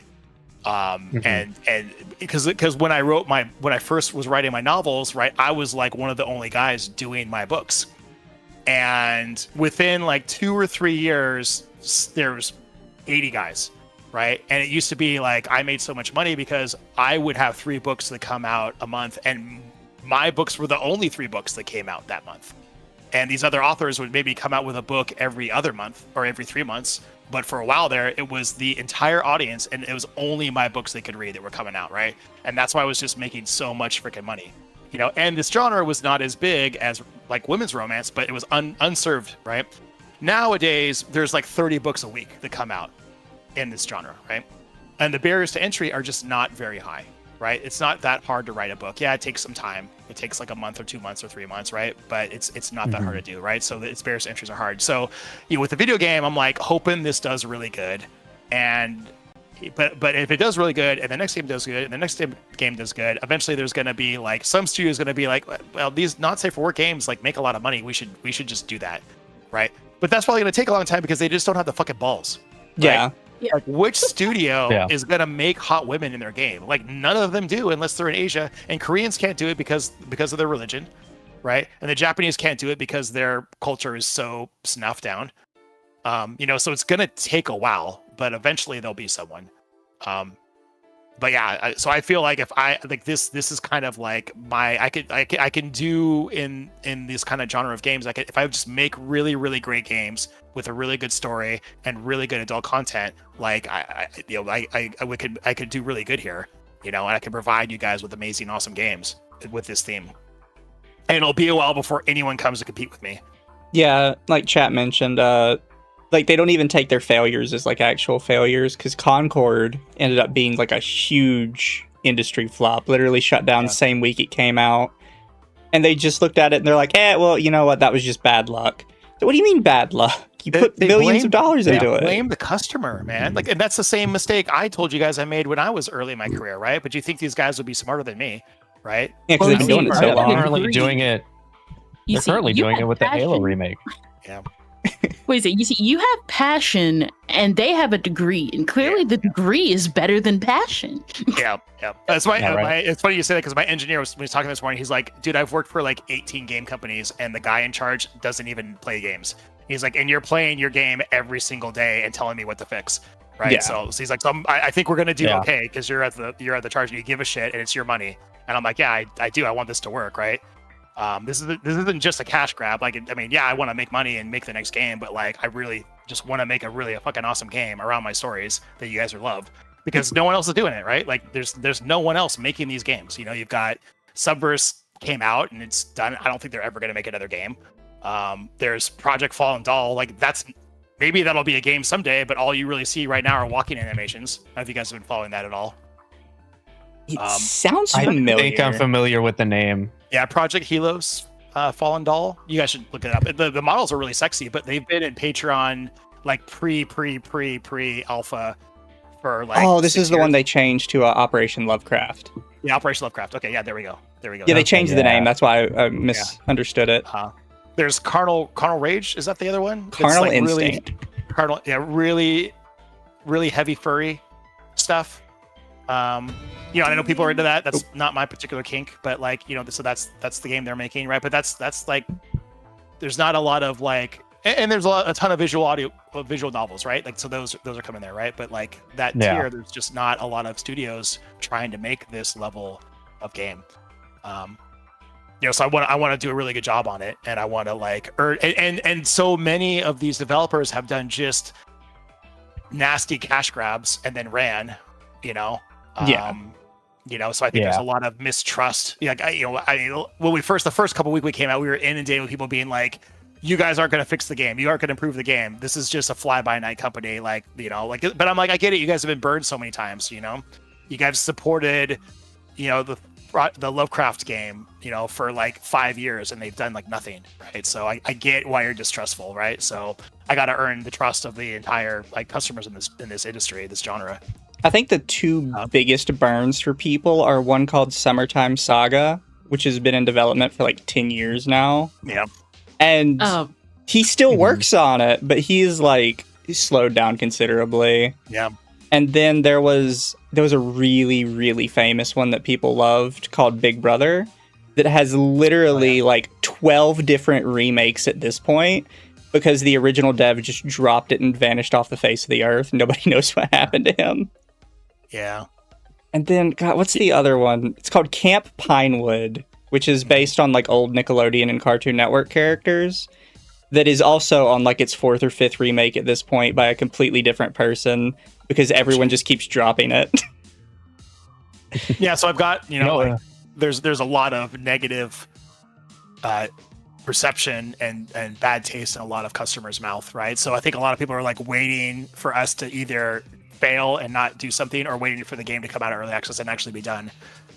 So we're hoping that we like keep making improvements, we keep grinding, we keep like doing cool stuff in the game that will win people over. But like, we got a lot of work to do on it still. I think Endless Hunt will help a ton. I think some of the changes are making to Block 1, but yeah. And I think part of the reason was erroneously I thought that this game would come like, oh, this is amazing, awesome, right? And then a bunch of money would fall from the sky, right? But like instead, people are like, "Well, this is not as good as Subnautica 2. This is not as good as Witcher 3." And I'm like, "Oh god." But I think it is one of those things that will still be an audience there for it. Because like you said, there's really nobody else doing it. Yeah. So even though people are kind of burned, they're like, I'm going to get it anyways. Because what else am I going to get? Literally nothing on the market. Yeah, there isn't. Yeah. I think also there's the fact that like I'm someone who likes a lot of niche things, and I always like I love like ever since we discovered your game and like your series and stuff, I just like the fact that it's like you're passionate about what you do and you just stick with your audience, and you obviously want to be like big, but it's like I'm sticking with like who I already have. And like I've already like followed like a ton of people who are already like that, so to just see more people doing that, it will always be like really cool. Yeah. I mean, I have a big enough audience to be very financially stable, right? And I feel like there's way more audience out there. They just don't know about me yet, right? So it's not like there are not a lack of men who love these kind of stories. There's tons of them out there. I just gotta get to them, you know. And I think the video game will do part of that, like getting people exposed to the video game, expose them to the books, right? And they'll get exposed to more books, and the more video games I do, the more word of mouth will spread. Like it's all out there. Like when I was at this convention, and I had a booth, and people were walking by, and I was like, "Hey, do you like dinosaurs?" And everyone was like, "Yeah." I'm like, "Do you like building forts?" And they're like, "Yeah." I'm like, "Do you like hot alien babes?" And they're like, "Yeah." And I'm like, "Cool, this is the book for you. It's $20." And they're like, "Here you go." And they gave me $20, and I signed it, and they walked away, right? Next to Rob, and I'm like, "It's that easy, right?" And he's like, "Yeah." I'm like, "Rob, you're my marketing guy. Like, you should. It's that easy. Like, do you like these 3 things? Yeah, it's cool. Here's my book, $20. I'll sign it right now." You know. I was like grabbing people out of the crowd as they were walking by, you know. Some people in chat are asking if you've ever heard of Breeder of the Nephilim or Breeders of the Nephilim, which is admittedly a lot more furry. That sounds familiar. They've also been going for quite a while, but to my understanding, they've been received very positively. Because they do consistent... No, never mind. No, last game developers made was over 13 months ago. Okay. Yeah, I see it on Steam, or it's on Patreon. Yeah. He's got a lot of Patreon stuff. Oh yeah, December of 2025 was his last build. Yeah, and stuff like this. Just like I don't know what his Patreon membership is like, or what his stuff, but it just kind of hurts us all of us. Yeah. You know, but I mean, like I try to like look at things really positive. Like okay, like there's a lot of these companies that just are these developers. Oh, she's jogging on the screen. She's got a great ass. This is awesome. So I was completely attracted by the hot naked woman running on my screen. You know what? It's understandable. Yeah. I mean, so you're like, okay, I've got this obstacle to overcome where no one trusts these developers in this industry. Or I could be like, okay, cool. Like once I overcome this obstacle, like these guys are going to love our product and what we do. And they're going to tell all their friends, and like the sky's the limit with this stuff. Right. So I've just got to overcome the obstacle of everyone thinks it's a scam. Yeah. And we could do that by just doing the thing we've intended, like keep developing the game, keep making improvements, keep listening to our customers and tweaking things, and then release the full game when it's supposed to be released. You know, and that's why I'm so driven to like, you know, I think you asked me, like, we were chatting a little bit, you know, like last week, like, why do you have to push? Why do you try to get out in 6 months? I'm like, well, because no one's released the freaking game, Yeah. you know, within like a year, right? So if I push to get it out in 6 months, we'll have problems. We'll get it out within a year, right? But if I shoot, like, I always kind of feel like if I make a really, you know, not insane, but like a tight, reasonable deadline, even if we go a little bit past that, we're still within reason, right? But like, the fact is, like, almost none of these developers ever finish their game across all of this space, right? Not just with adult games, but especially in adult games. So if I can be the guy that's like, hey, we came out early access, a year later we did a full release, and the game is super high quality, right? That we're just going to get a lot of people that are happy with us, right? And then the next project we do, they're going to be like, cool, I'm buying early access because I know these guys are going to do what they said they're going to do. I know Michael Scott's is passionate about this. I know he's going to make it work, right? I know he loves games. I know I believe in this guy because he did this thing before with Tamer, right? So, and then we do another game and another game, and you can just build like a really solid reputation for providing you guys with this awesome quality product. Yeah, from everything when we covered you on our first stream, everyone seemed very receptive to like the media, the content, and we obviously, like, I couldn't play the game on stream, but we found a YouTube channel called Sex Positive Gaming that had already kind of reviewed a little bit of it. was able to show chat some of the actual gameplay of it, which looked really nice. Everybody was like, "Yeah, no, I'd be down for this. I'd play this 100%." Yeah, a couple people that have done YouTube videos on it, they've just kind of censored some things. Yeah. And we were looking at Twitch streamers, and we have a Twitch, like a streaming setting where you can set it so it doesn't show the goods. Yeah. But it's like we've been as particular as we can about making sure it works all the time. But like we're still really nervous that like we're gonna miss something in some stream and someone's gonna get banned, right? So we're like really nervous about that. But like it hasn't happened yet. Well, one of the benefits you have, and I think some people forget this about Twitch, is Twitch's specific rule is the primary focus of the game cannot be sex. Okay. Good. So if a majority of the game is other gameplay, technically it doesn't even have to be censored, but most people do prefer to err on the safe side, which I totally understand. Okay. Yep. YouTube, I have no idea what the rule is. I'll have to read into it. Oh my god, they change every day. I remember on my channel, I've had Mortal Kombat X content that I've had up there for 10 years or so. And then out of nowhere, we're demonetizing it because there's blood in there. And I'm like, oh jeez. Okay. Yeah, it's been like 10 years. Thanks. A lot of people doing these videos, Mortal Kombat, especially with like green blood instead of the red blood. Yeah, because they have their own Yeah, they have a new censor thing. Even that still will get you can still get you demonetized. Oh man. Yeah, I've seen people do YouTube videos with the full game of Tamer, no sex scenes, but like all the outfits like totally fine, or the default outfits. And then I've seen someone do one, and he's like, I had to block out the boobs because YouTube banned it. Like I put it up there, and then they took it down within 5 minutes. So I put the video back up with the boobs blocked out. That worked. So, but almost every Nikkei content creator does the same thing. Yeah, and that's supposed to be a safe for work, somewhat safe for work game. I mean, you got hot anime babes in it. Yeah, just I mean, you give me an option to mark it as mature. Just let me mark it as mature and call it a day. No, they'll mark it as mature. They'll just still demonetize you. Yeah. And it's weird because it's like people do want this stuff, right? Like they're fighting to have it, but they're just I don't know what the power is behind everything. Is I still want to say like, okay, we're just in America here, we're descended from Puritans, right? So like there's a lot of Puritan cultural impact, but like still, you know, like it's still there. Like I don't know. It just seems really weird that we've got these kind of things around sex and not around violence. I mean, there's still a little bit of violence. Yeah, it's very prudish behavior. It's very strange that how sex negative this country is, even though they try to say they are. You know. Yeah. Like have kids, but don't tell me about how to make kids. Yeah. Yeah, we joke all the time that you can have an ad for Fansly or OnlyFans right next to a video that says demonetized for cleavage. Yep. Yeah. It's wild. Or the joke on Twitch about how IRL women can just show off a bunch of their body, but a VTuber shows a little bit of hip. Oh, you're getting perma-banned.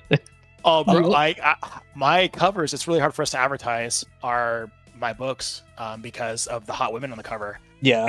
And I'll send, like, I get tons and tons of lingerie ads all like on Instagram and Facebook, and these women are doing like, you know, spread eagle lingerie ad. And I'll take a screenshot and I'll send it to Rob, and I'm like, what the fuck, bro? He's like, I don't know. I don't tell you, man. Like we get banned. Like we put a book, we put a book cover up, and like we'll get shut down in like a week. And I'm like, this has been up. Yeah. Like, there's thousands of comments on this one with women saying, you know, I don't know. I don't know why. You know, why it's so weird. Yeah, you can because we're VTubers, so we've had to deal with this a lot. But there are 3 or 4 like extremely detailed essays on what parts of your body as a VTuber have to specifically be covered before Twitch will start banning you. Detailed graphs and everything. And it's like, don't risk this much of your hip because it's a possible violation. Don't do under boob and don't do side boob, but you can do a little bit of cleavage.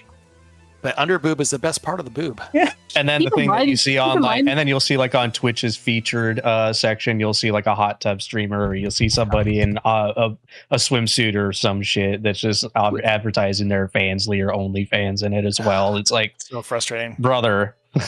Yeah. Was it? You also gotta keep in mind we had to like a lot of VTubers had to like wait years to get those rules because everybody had to like make their own charts, and it just didn't help that like Twitch clearly just stole their chart. Yeah. Yeah. Yeah, pretty much. It's such an interesting thing to me as like, I mean, I'm like a little older, and I've kind of like when I went to college. I went to college like 1997 was when I was in college, and like we got like a school email, and like I was the first email that I had, right? And like like going on the internet, and I just like I would like I found a guy's website that did essays on like Shadowrun rules and Shadowrun. He had Shadowrun like stuff.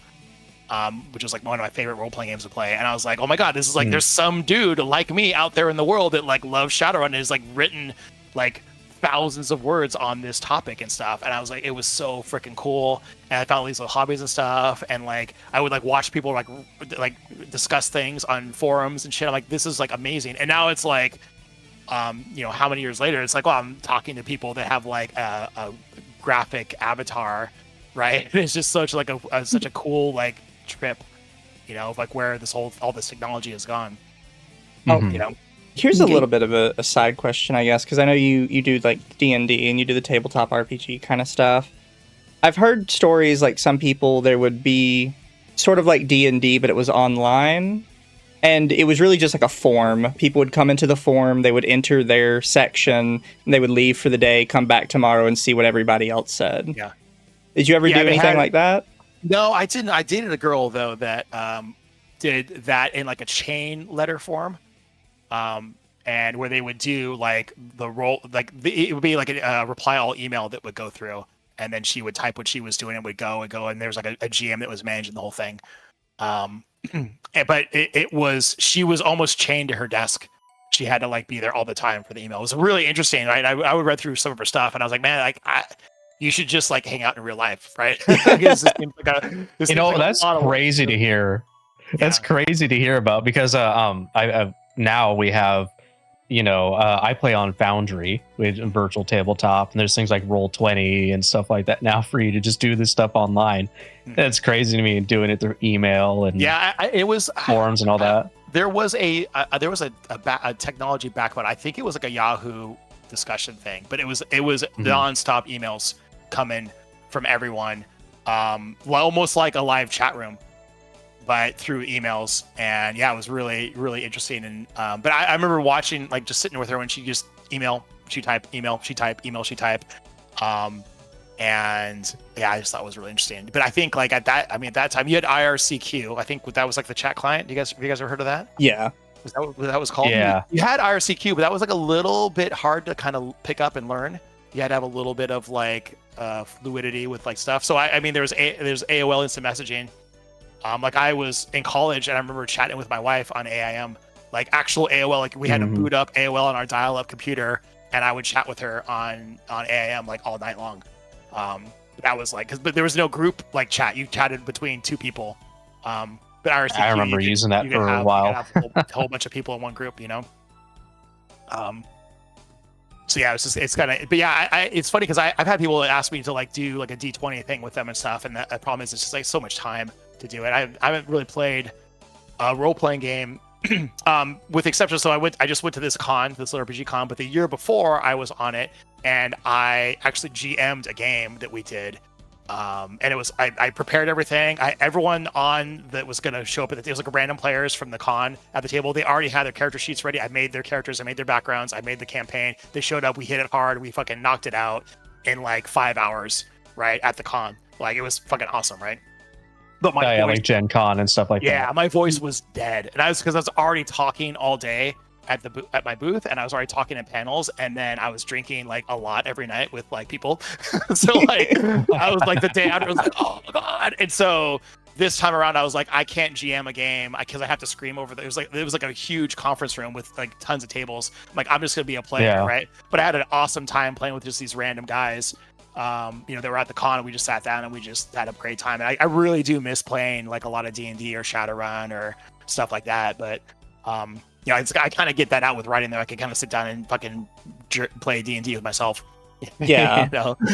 It's just a huge time I kinda got investment with again like that. coordinating with everybody else too, because everybody's busy. Oh yeah. Yeah, I think they find I a just group started my live play channel with a bunch of people that we know that Mizu, Kendra know. Kendra's actually one of them. Nice. Yeah. But yeah, no, just trying to get the coordination, like the time slot for 6 players and me to sit down and record like a 3 or 4 hour session Yeah, is a nightmare. I call it the scheduling demon. Yeah. It's oh sorry. Go ahead. No, I was saying like definitely because I've always heard of like D&D and stuff, and I could never like understand it. Because Hurtbox is going to teach me because I have no idea how to do role play like that. Yeah. Oh, it's so much fun because it's just like you pick kind of what character you want to be and what race, and like think of a personality, and you're just acting and you're just solving problems that the GM presents you as you're acting as that character, right? So it's like really fun to just like do that and express yourself and just solve the problems, and you're at a table with other people too. So like it's kind of like just playing like a puzzle solving game with a bunch of people, but you're not acting yourself. You can act like someone else, right? It's just like a blast. Yeah. And there's rules around it, like, okay, if you want to attack, you got this die roll, so some strategy involved, but like, most of the games I've ever played, it's been really heavy on the role playing and really light on the actual like rule set. Because that's just way more fun, right? And I never played with people that like kill the characters, right? I always want to be like, hey, like, unless you do really something really fucking dumb as a player, right? If you're just a completely total idiot. No, right? I'm that kind of GM. Yeah, but if you're trying to solve the problem and you roll like 8 ones in a row, well, that's not the player's fault, right? So I think there's always, I think the trick with the game master, which is the same trick that I have to use as a writer telling a story, is like you want it to feel like there is a lot of risk and it's very dangerous and they're gonna lose, but they still win, barely win by the skin of their teeth. And then all the players are like, oh, whew, or all my readers are like, oh my god, gosh, whoa, I thought we were gonna lose it, right? I thought we were gonna die, right? But you want to keep that like roller coaster ride going the whole time, and that's when you get players coming back. No, I know how that's pretty much how I run as a GM. Is that I put players in positions like that where it's like, if you really screw up on your tactics and get yourself killed, I'm kind of tying my hands here. You deserve it. Yeah. But if I down somebody, I'm not going to go over and be like, all right, then the guy goes and stabs your down character and kills you. Yeah. I'm going to be like, okay, that guy is down. I'm going for the other character that's next that's still up. Sure. That's makes a lot. Then you're a good DM. Your players should appreciate. No, I give I play Pathfinder and Starfinder. Like my first system was Pathfinder 1, so 3.5 guy. And we're playing the second edition stuff. Like that's just how I am running it. There is like I give them a really hard boss encounter where they could get off really easy, but I'm gonna give them, like, if I down one player, the boss is going after somebody else. Like nice. I'm not gonna be the guy that's gonna just outright kill your characters unless you force me to do it. You want them to come back the next week and be stoked, right? And it's the same thing with my writing. Like I want everyone to be stoked and read the next book. Right, that's it. So I want to set up this badass boss character, and then when it's a tough fight, and you guys are like bloody and beaten up and all that, but you feel like you actually, like, you beat this boss, you beat this badass that I wrote and set up. There you go. You can be a writer. Feel like they're badasses. Yeah, you can be a writer. That's all you need. That's it. Oh, I've been doing a lot. I've been homebrewing so much. I ended up homebrewing my own system and like 12 different ancestries or races and stuff. I got that bug a few years ago when I started GMing, was just sitting down and trying to write like in a homebrewed universe and stuff like that. I dig it. That's cool. All right, I got 15 more minutes, and then I gotta go to Brazilian Jiu-Jitsu and get strangled by dudes. So obviously, chat, go play Tamers if you're interested. That's kind of the big new thing.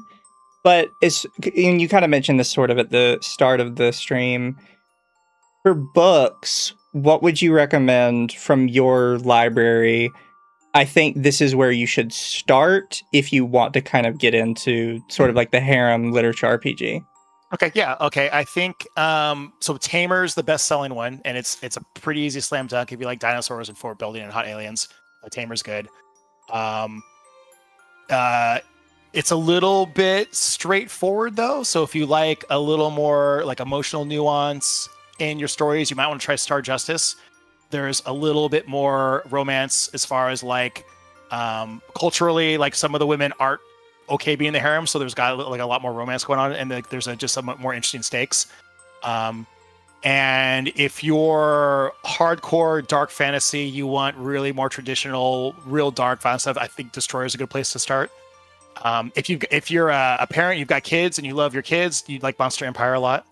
If you're into brutal kind of Viking shit and survival and like military strategies, Viking Runesmith is going to be your jam. If you like video game stuff, Lion's Quest, Space Knight is probably like my third bestseller. It's just dudes knights on it's very Warhammer, right? So if you like Warhammer but wish there were hot women, then Space Knight's for you for sure. Because it's I won't say I ripped that off Games Workshop. I won't say that at all, because I have my own ideas, but like I've read many Warhammer books. Yeah, many Warhammer books, but I'm like, God, there's like no babes in this, man. Like, what the hell, right? So yeah, because they forget about Sisters of Silence and the Sisters of Battle all the time. Yeah. Well, but like it's funny because those are like so much fan fiction and fan art about them, right? But like they're not. Yeah. So that's good. GW just forgets them. I found a lot of people like, it's funny because I used to do this ad for Destroyer where I was like, the best fantasy novel you've ever read, right? And I would put it up Destroyer, and I had so much hate on that Facebook post. I had people that were like, "Fuck yeah," right? Right. And then I had one guy that emailed me, and he was like, "You wrote this ad, and these books were terrible." And he wrote me like just this 18-page manifesto on why my books were so bad. And I replied back to him, and I was like, "Hey, sorry I didn't like the books, but hey, I just finished Lion's Quest 3. You should check that series out. You'll probably like it."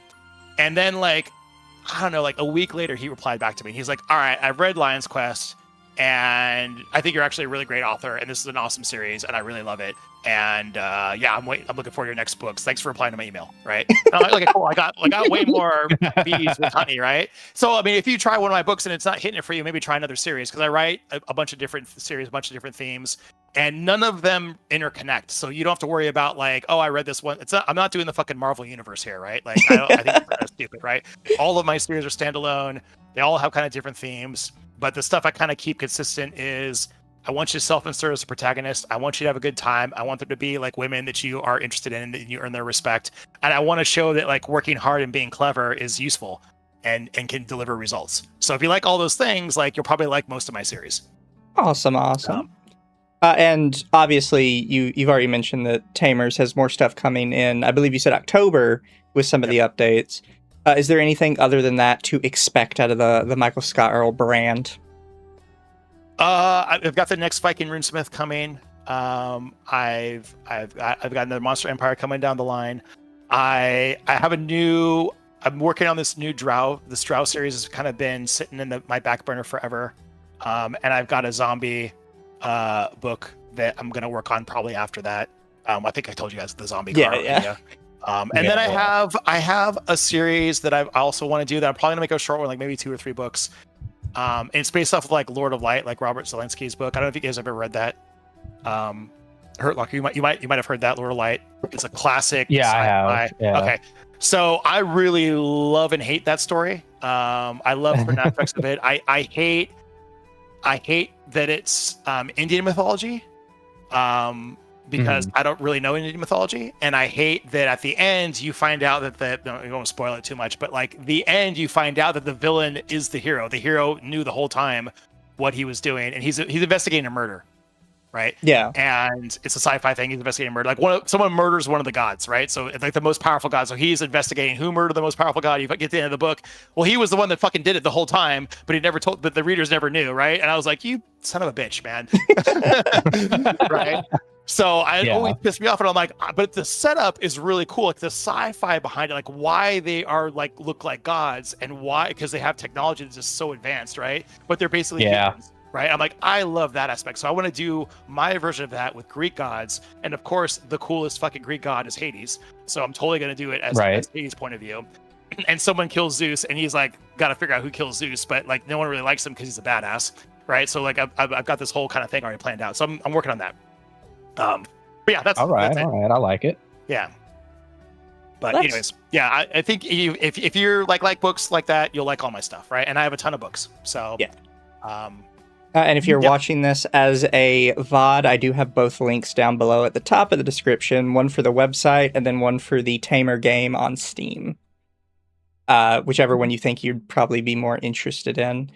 I will say a lot of the books on the website, the first book in the series you can typically get for free or at a reduced cost. So if you want to just go try, go to the website, pick out a book you think looks interesting, and, you know, let's sit down, read it, listen to it. the first hit's free, bro. Yeah.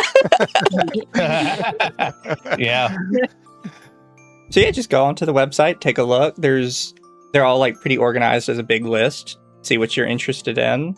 Read the synopsis. That's what we did when we all picked ours out. And maybe you'll find something new you'll Yeah. like to read. Yee. But I do really appreciate you coming on to chat with Thanks us. for having me. I had a great time. This how long have we been talking? Like A couple 2.5 hours. 3.5 hours? Oh my god. Yeah, It flew by. 3.5. Yeah. Flew by. This Yeah, was a no, it blast. does You guys fly were by. awesome. I love talking to you. This is great. And if you guys want the game codes, just email Rob. I think you've got his address, right? Or his email address. Oh, I was Or I can- so I actually did not know exactly how to get in contact with you. So I used on the website there was one that I emailed. I'll just message you guys on Discord with your codes, and you guys can just jump on the game there. And then if you want a couple codes to give to your streamers, let me know, and I can get you those. All right, no Or problem. your fans. And I you guys do can really watch them all. appreciate it. Yeah, no problem. And then if you wanted to Twitch stream it, cool, awesome, or YouTube video, I'd appreciate that too. I think I can get away with the Twitch stream. I've done worse on Twitch. Like we've got a bunch of marketing coming, but I'm like, I'm definitely playing like the tight butthole game because I'm like, we're making some money now to pay for everyone's salary, but Yeah. I'm hoping like I want to unleash the Kraken like once we get this kind of thing done in October. But in the meantime, I'm like, oh no, like what if that doesn't work, right? Like, Yeah. So any marketing that people want to do for us or any recommendations they want to do, referrals, we'd appreciate. Oh, it's no problem. Yeah, I think what's all, All right. I think this is actually also really good because me and another friend, we're like going every other week. It's going to be my first time watching like Jurassic Park. So nice. like probably during one of those streams, I could be like, hey guys, there's this game called Tamers, and like throughout the stream, I'm gonna like do a raffle of like who can get like a code and stuff. So that'd be really good. Awesome. Yeah. Very Cool. All right, thematic. well, I'll get you guys some codes then. Yeah, Thank you so much for having me. I hope you Alright, enjoy awesome. you said it was Brazilian Jiu-Jitsu. Yeah, just wrestling with them. It's pretty gay, but you know. If it keeps you active and you enjoy it. It's a surprisingly good workout, right? And my daughter does it with me. She started when I did, and she's getting pretty good. But yeah, it's fun. It's like I think we talked about like some gender stuff in there. I think this is a good thing for dudes to do because like, and even like we have a ton of women there too. But there's something really good about testing your metal against people, not metal, but metal Yeah. against people. Yeah. And who are all really supportive, right? Because I'll roll or wrestle with someone that just kicks the shit out of me, and then after the round's over, they're like, okay, work on these things, you're getting way better, right? And I'm like, oh, that's awesome. Or like, and I can like wrestle with someone, and you know, it's physical, but there's also some thinking involved because like I got to understand positions and leverage, and you know how to move a certain area and stuff. So like, yeah, it's really good. Especially like if you know, like there's a lot of guys that I've talked to that enjoy my books, but they don't have a ton of friends. And I think it's hard for dudes to make friends later in life. And I'm like, just go to do Brazilian Jiu-Jitsu. Like you'll make friends. Like it's almost impossible not to make friends doing Brazilian Jiu-Jitsu because you just get so close to these guys and you're learning from them and you're doing stuff. And you know, it's just like it's pretty gay, but it's fun. No, The understandable. only experience I had with that was in high school, middle school and high school, doing kickboxing. Yeah, it's the same kind of thing, right? Like you go against these guys and you fight them, but like they're not looking to hurt you really. They're looking to like make you better because that makes them better, right? Yeah. So it's just it's a good bonding experience for guys. But even like we have a ton of women that work there and they have a great time. I wrestle with them sometimes, but mostly they just kind of wrestle with each other. But yeah, it's fun. It's Bonding really, through really beating each other's ass. yeah, it's the weirdest thing, but like It works. there's something to, you know, I always think about like our prehistoric roots, right? Like of us hunting big old game together, right? With spears and shit, and like how attached Spears we and were to each rocks, other. yeah. Yeah, we gotta like cover each other's back and like protect each other, and like we gotta go out and get the meat, and when we're successful, we brought it back. right? And like all the women would be like taking care of the kids in the cave, and like they had their team, and it was just, I don't know, it was like there's something that it taps into that primal kind of like competition, but like also teamwork at the same time. Yeah. Chat says Right. next book about Brazilian Jiu-Jitsu, harem of female fighters the MC has to fight to win them over. Yeah. Isn't it the Girls of the Wild? Perfect time for a Yeah. tournament arc. There is an anime, I think, that's like that exact premise, except it's more like martial arts. So it's funny in both Lion's Quest and Star Justice there are arena tournament scenes, and like everyone fucking loves those, right? I get so much fan mail about like, oh, the arena scene you did in Star Justice was like my best thing. Oh, the one you did in Lion's Quest. So there's definitely something about arenas that people freaking love. You know, so there's there's something in like our culture or our like DNA where we like people fighting against each other, you know, for the struggle. I don't know if you've ever seen Gravity Falls, but there's a scene where the uncle is flipping through TV, and it's just different people fighting, and every time he gets to one, he just goes, fight, fight, fight. Yeah. Remember that scene? That was good. But I do hope you have a good day, and again, thank you for taking the time with us. It was very fun. Yeah. Awesome. Thank you guys so much for having me. I'll talk to you later. Thank you. Yeah, Bye. you have a good one. All right. Bye. Good one. And how you two enjoy it? Enjoy our conversation? I enjoy it really well. Yeah, that's really great. I liked it. Chat, I hope you enjoyed our little interview here today. I will be back later tonight. I think we have promised to do some more card openings, and this time Atari's supposed to come along. Oh, Wow. boy. Is he gonna fall asleep in the chat? Probably. But again, chat, all of his links are down below in the description. If you need to, you need a quick way to get there. Main books are on michaelscottearl.com, and the game is just on Steam. It's called Tamer's King of Dinosaurs. Let me see if I can find somewhere to raid y'all out to. Almost feels weird to do a raid after an interview, but Right. Joke's on you. Atari will never brainwash me into getting a collar.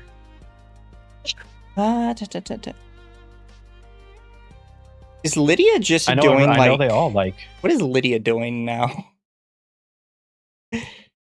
I know these guys all like infinite money, but I'll deny that. Yeah. I'm not catering to y'all's fetish. I'm too woman enough for this, and women have too much logic to say no. If I get the collar, it is going to be again $10,000 at once, and YouTube's limit is 500, so it can't happen. Gabby says you can confirm Right. Mizu does Brazilian Jiu-Jitsu with Atari. This is true. This is the lore. Maybe this person. When did they start? 28 minutes ago. They are going to be playing Elden Ring. Their name is Violet Moonheart. Actually, I should probably type their thing in first and make sure I can actually raid to them. I can. Be good for the chat. Thank you guys for showing up. It was much appreciated. And I hope you guys have a great afternoon. Bye, everybody. Bye. Bye-bye.